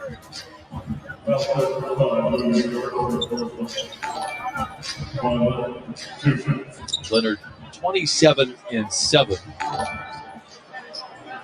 tonight. Paul George, 27, 7 and 5. Pat Beverly with 8 rebounds, just 1 point. A very Dennis Rodman-like line for him as Leonard puts up and in the first of 2 free throws. Stay tuned for the post-game show with Jeannie Zelasco and Roy Maggette. It's brought to you by Nissan. I do like the game from Ivica Zubac here tonight. 8 points, 6 rebounds, and Lou Williams, 9 points, 8 assists. There's been a collected effort here tonight, and I like it. And the aggressiveness of the Clippers early on certainly has paid off. When you look at free throw opportunities, Clippers shooting 24 out of 25 free throws made, whereas Oklahoma City just 9 free throw attempts, 7 of 9. Had a couple here for Shai Gilgeous-Alexander.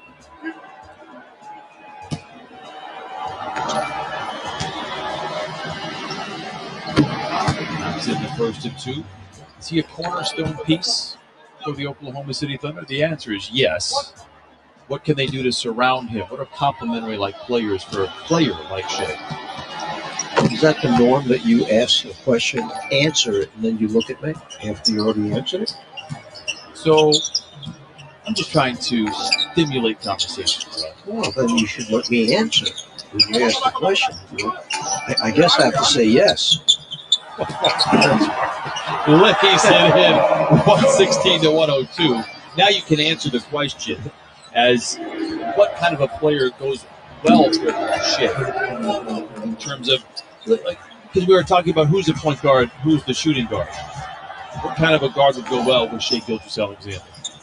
Well, obviously, his ability to go by people will create shots for somebody that can catch and shoot. But you know, this team, they play hard and they hang around the game because they play hard. And they're well coached. You see that they like to pack their defense in. They'll sacrifice the three-point line. And tonight was one of those nights that the Clippers did not shoot like they've been shooting it. But they need development in a lot of positions if they want to start playing at the upper tier of the Western Conference.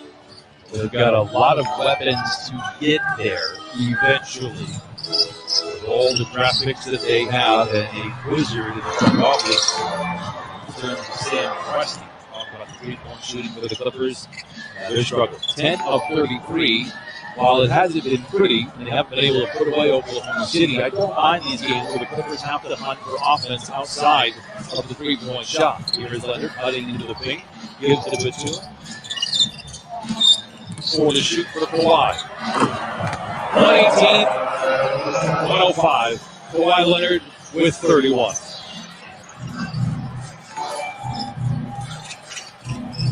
One minute to play in this one. So while it was a disastrous start for Oklahoma City, a valiant effort in the final 36 minutes of this game. Foul in the backcourt. Timeout, perhaps, beg your pardon. Called by the Clippers, 51 seconds to play.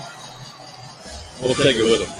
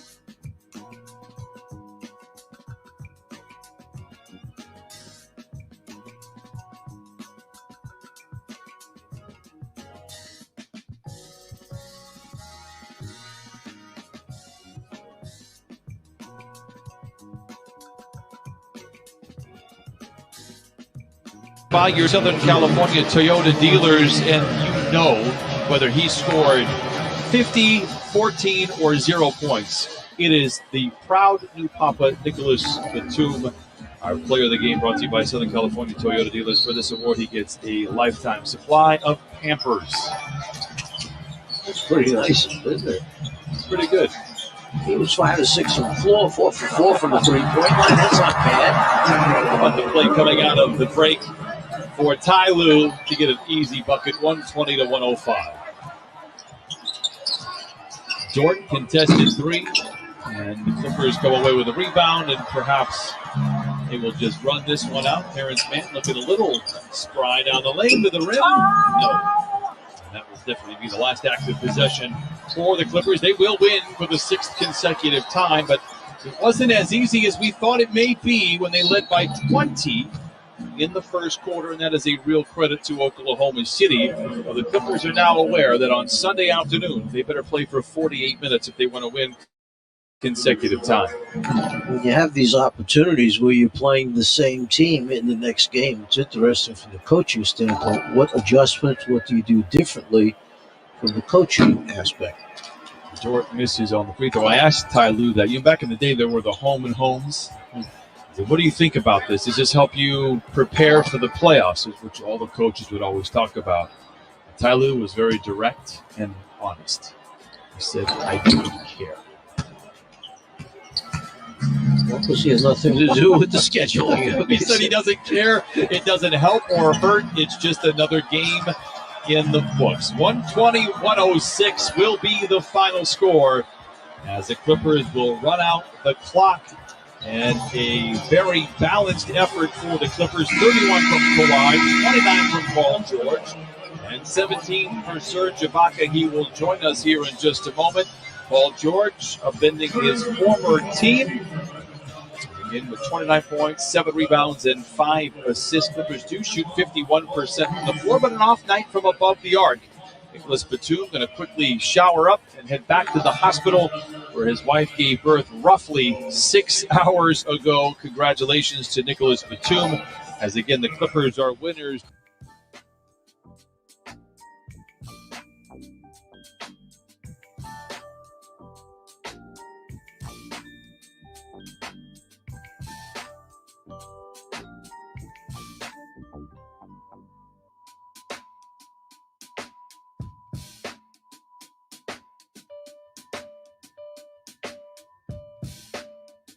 Shoutout kay Singaw na naggugupit yan. Singaw, Talsik ang bulik. Ay, nakaw! Diyos ko po, Marimar. Yakaw, inakaw, yari. Diyos ko po, Ruday. Oh my God. OMG. Nangyayari. Patay lahat.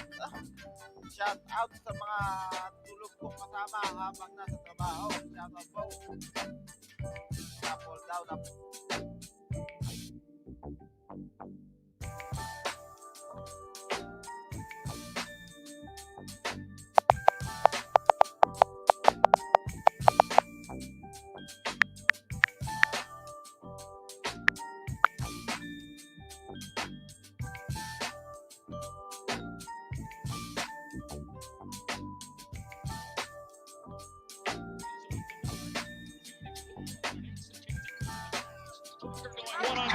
Missed the shot. Poked out to Morris. Now a 2-second difference in the clock.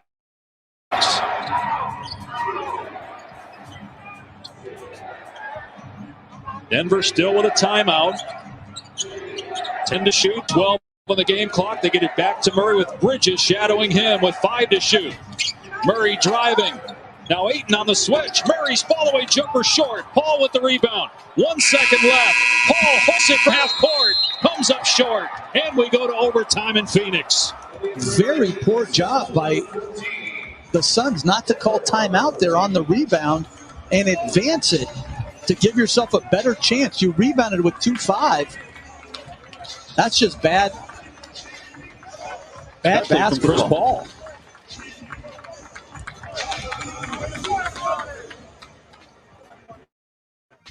Tonight, I'll be eating chicken tikka masala with garlic naan. Cheers. I win again, Patrick. That's Sir Patrick. Ooh, sir. DiGiorno has 7 delicious crusts, and your family food critics will rave. Croissant crust is flaky layers of buttery bliss. Rising crust is fresh baked deliciousness. There's a 5-star pizza for everyone in your family to love. It's not delivery, it's DiGiorno. Showing off those new celebrity-style frames, huh? Yeah, they're the hot new brand among stars like Jamie Foxx and Haley Steinfeld. So you got 2 pairs of Privé Revaux glasses exclusively from America's Best, including a free exam for just $89.95. Right? Can I? Fine. Nice smile. I'll try. 2 pairs for $89.95. Includes a free exam. Book online now at americasbest.com. Am I smiling? Overtime is presented by AutoZone. Phoenix with a 14-point lead in the second half. Denver comes roaring back. Murray misses a shot at the end of regulation. Chris Paul got the rebound with a couple of seconds left. Could have advanced it if he called timeout. Did not. Missed a half-court shot. So we're in the extra session as we look at the leading scorers. Devin Booker with 29 points. Had a basket taken away because of a challenge by Michael Malone that was successful, which took the points off the board and gave Booker an offensive foul. That could have been a 3-point play. Jokic has 27 points, 8 rebounds, and 7 assists as we look at the last 7 seconds here of regulation. It's a good contest by Ayton. Good rebound by Chris Paul. He gets it at about 2.5. And instead of taking a heat from half court, that should have been a timeout, an advance, and trying to find a better quality shot from a side out of bounds. Neither team has won a game in overtime this year. Phoenix has only played 1. Denver has played 2. DeAndre Ayton with a 20-point, 12-rebound effort. Mikal Bridges with 24.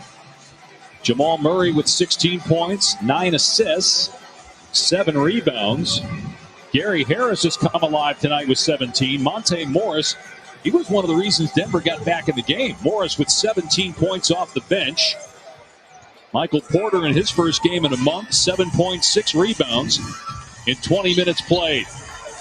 And Denver will have possession to start overtime. So you got Morris on the floor with Murray, Harris, Jokic, and Barton. So a smaller lineup here for Denver.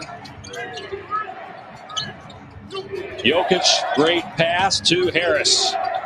Harris with the left hand scores. He has driven the ball exceptionally well here tonight.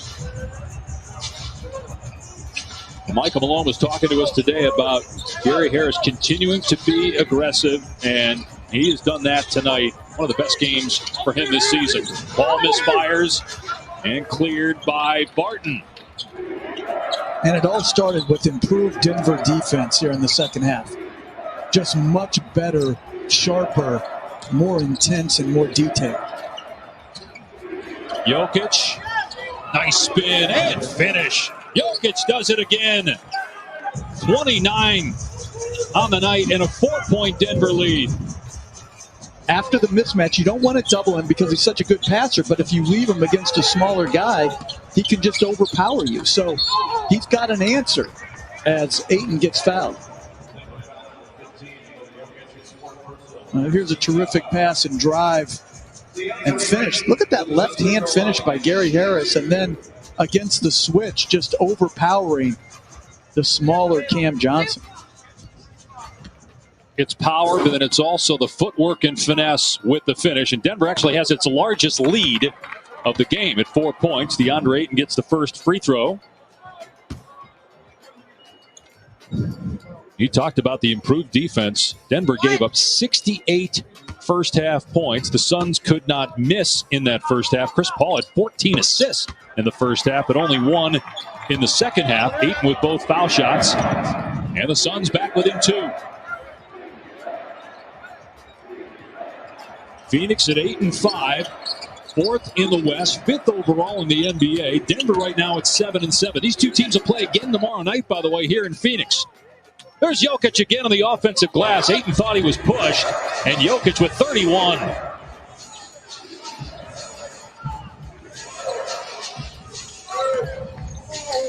Booker battling against Harris. He's fouled. We've seen Booker a couple of times with great strength, finish through contact, but he got hacked hard that time by Gary Harris, and will shoot 2. Well, Barton, a little side pick and roll with Jokic. Barton misses a pretty good look, and Jokic, whether he pushed or not, was able to get the second shot and finish. Harris picks up his second foul. 30-point night for Devin Booker, his second 30-point game of the season. A 92% free throw shooter last year, 82 this year. And the Suns trail Denver by 2. 3 minutes to go here in overtime. Murray playing off the ball.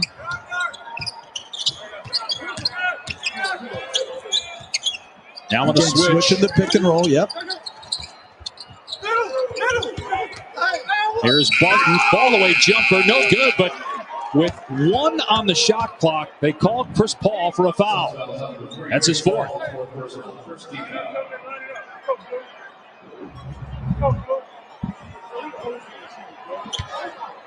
That looked pretty clean, but they've already used their challenge.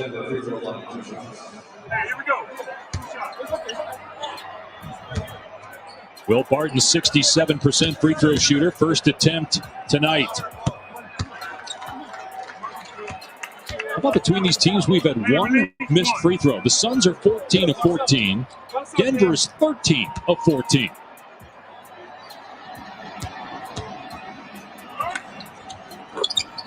Four-point lead again, 2:49 to go in overtime.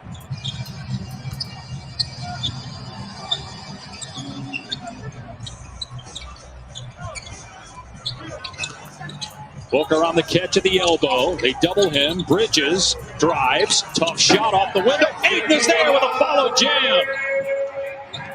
He's just done a great job presenting himself at the front of the rim for second shot opportunities all night long.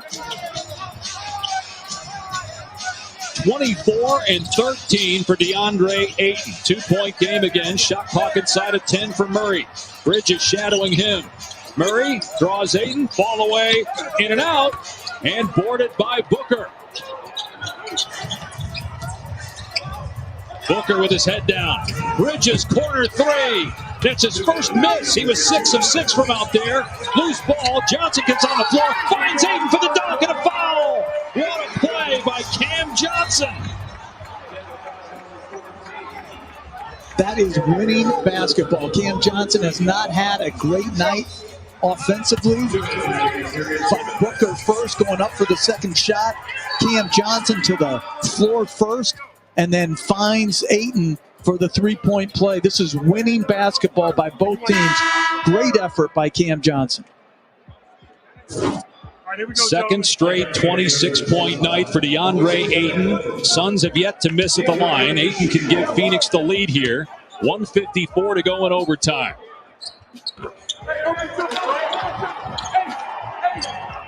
Three consecutive outstanding performances by DeAndre Ayton, certainly encouraging to Suns fans. It's a 1-point lead. Here's Jokic. They double him. Work it around to Barton. Barton gets into the lane. And a great finish by Will Barton. Denver back in front by 1. Interestingly, they had Booker out on that possession, and they don't take a timeout to reinsert him. They keep Cameron Payne in the game. Paul drives and throws it out to Payne. Shot clock at 8. Ayton handoff. Bridges. Timer down to 2. Bridges has to throw it up. Comes up short. Denver ball with a 1-point lead. And Booker still is not at the scorer's table. He's on the Phoenix bench. He has played 40 minutes. But you'd like to think with 31 points and being your best player, he'd be on the floor here. Good defense, though, by the Suns. They come up with a takeaway. He must not be available, or they would have taken a timeout to probably get him back in the game. Paul's jumper. In and out. Rebounded by Jokic.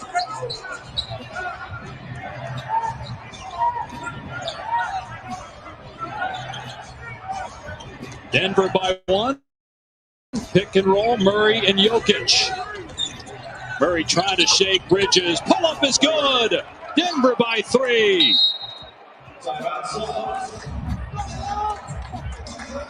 That shot from Jamal Murray looks a lot like some of those baskets we saw in the bubble. He's got 16 points. Denver with a 3-point lead late in overtime.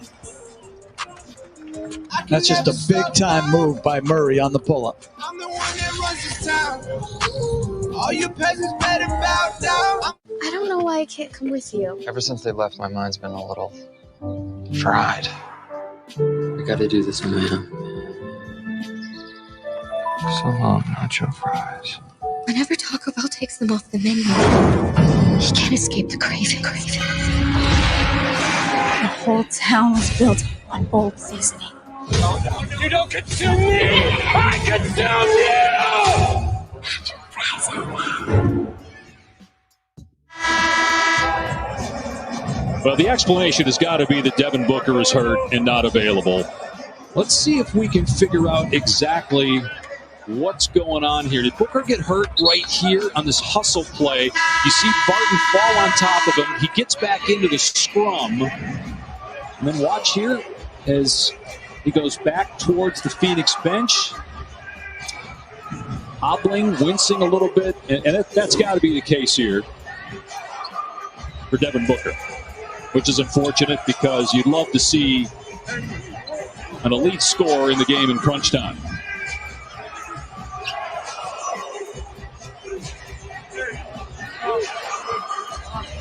Suns will try to win without their all-star. They trail by 3. What do you think here, Jeff? Well, you gotta get the ball. Yeah, you get the best shot. If it's a 3, that's fine, but it can be a 2. Chris Paul's got to get into his pick and roll as quickly as he can. Paul kicks it out. Here's Payne. Payne driving, tried to hit Ayton. Loose ball and a turnover. Suns have to foul. And they grab Murray before he can scoop it ahead to Barton for the easy 2. I wonder if they'll look at that as clear path. Did he release the pass before he was fouled? You know, Payne drove. Again, that's a tough pass on the same plane.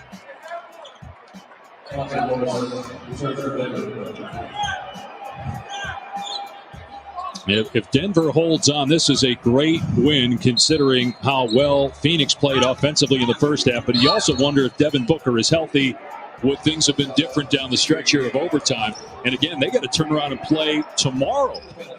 We'll obviously find out the extent of the injury to Booker and whether he'll be available 24 hours or less than 24 hours from now to play the Nuggets again.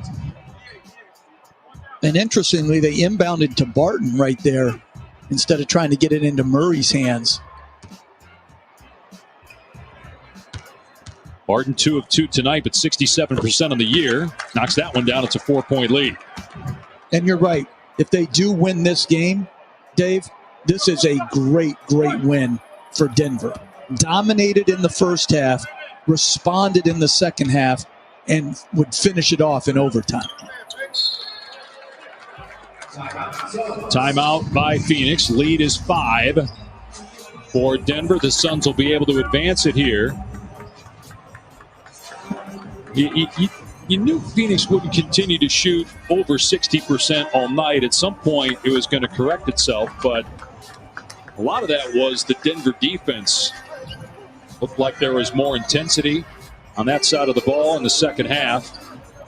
The Suns were getting everything they wanted in the first half. But also, when you have a player like Nikola Jokic who does such a great job controlling the game, he's got 31 points, 10 rebounds, and 8 assists tonight, and 3 steals.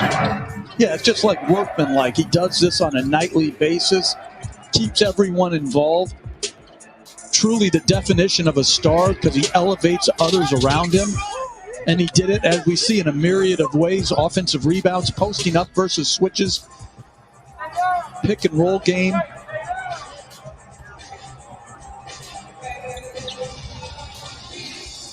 Well, Denver not afraid to be behind, whether it's in a game or in a series. We saw them come back from 2 3-1 deficits in the same postseason. That's the first time that's ever happened in the history of the NBA.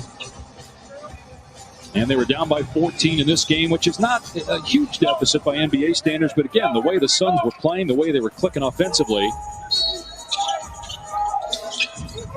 10.7 on the clock. Got to get it in here.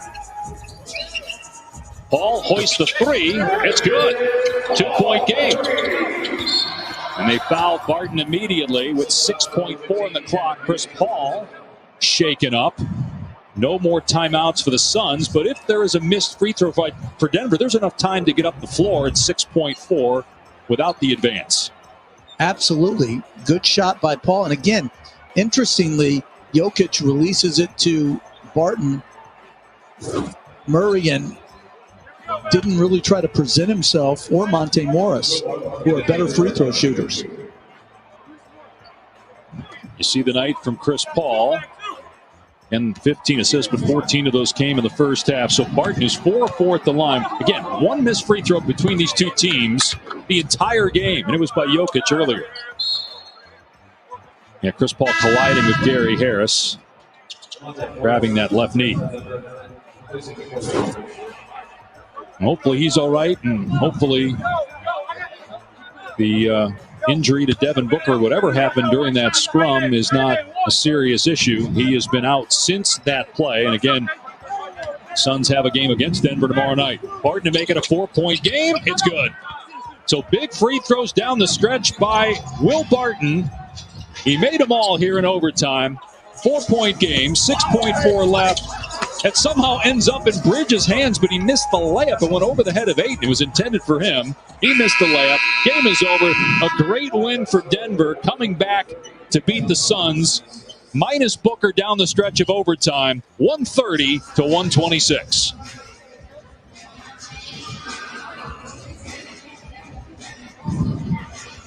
So in the fourth quarter and overtime alone, there were 7 ties and 5 lead changes.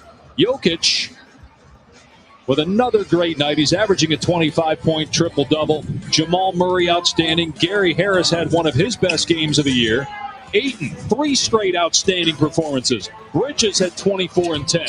Booker with 31, but again, didn't appear to be available late. And the Suns fall to Denver in overtime, 130-126. For Jeff Van Gundy, I'm Dave Pasch. So long from Phoenix. Coming up, it's Sports Center.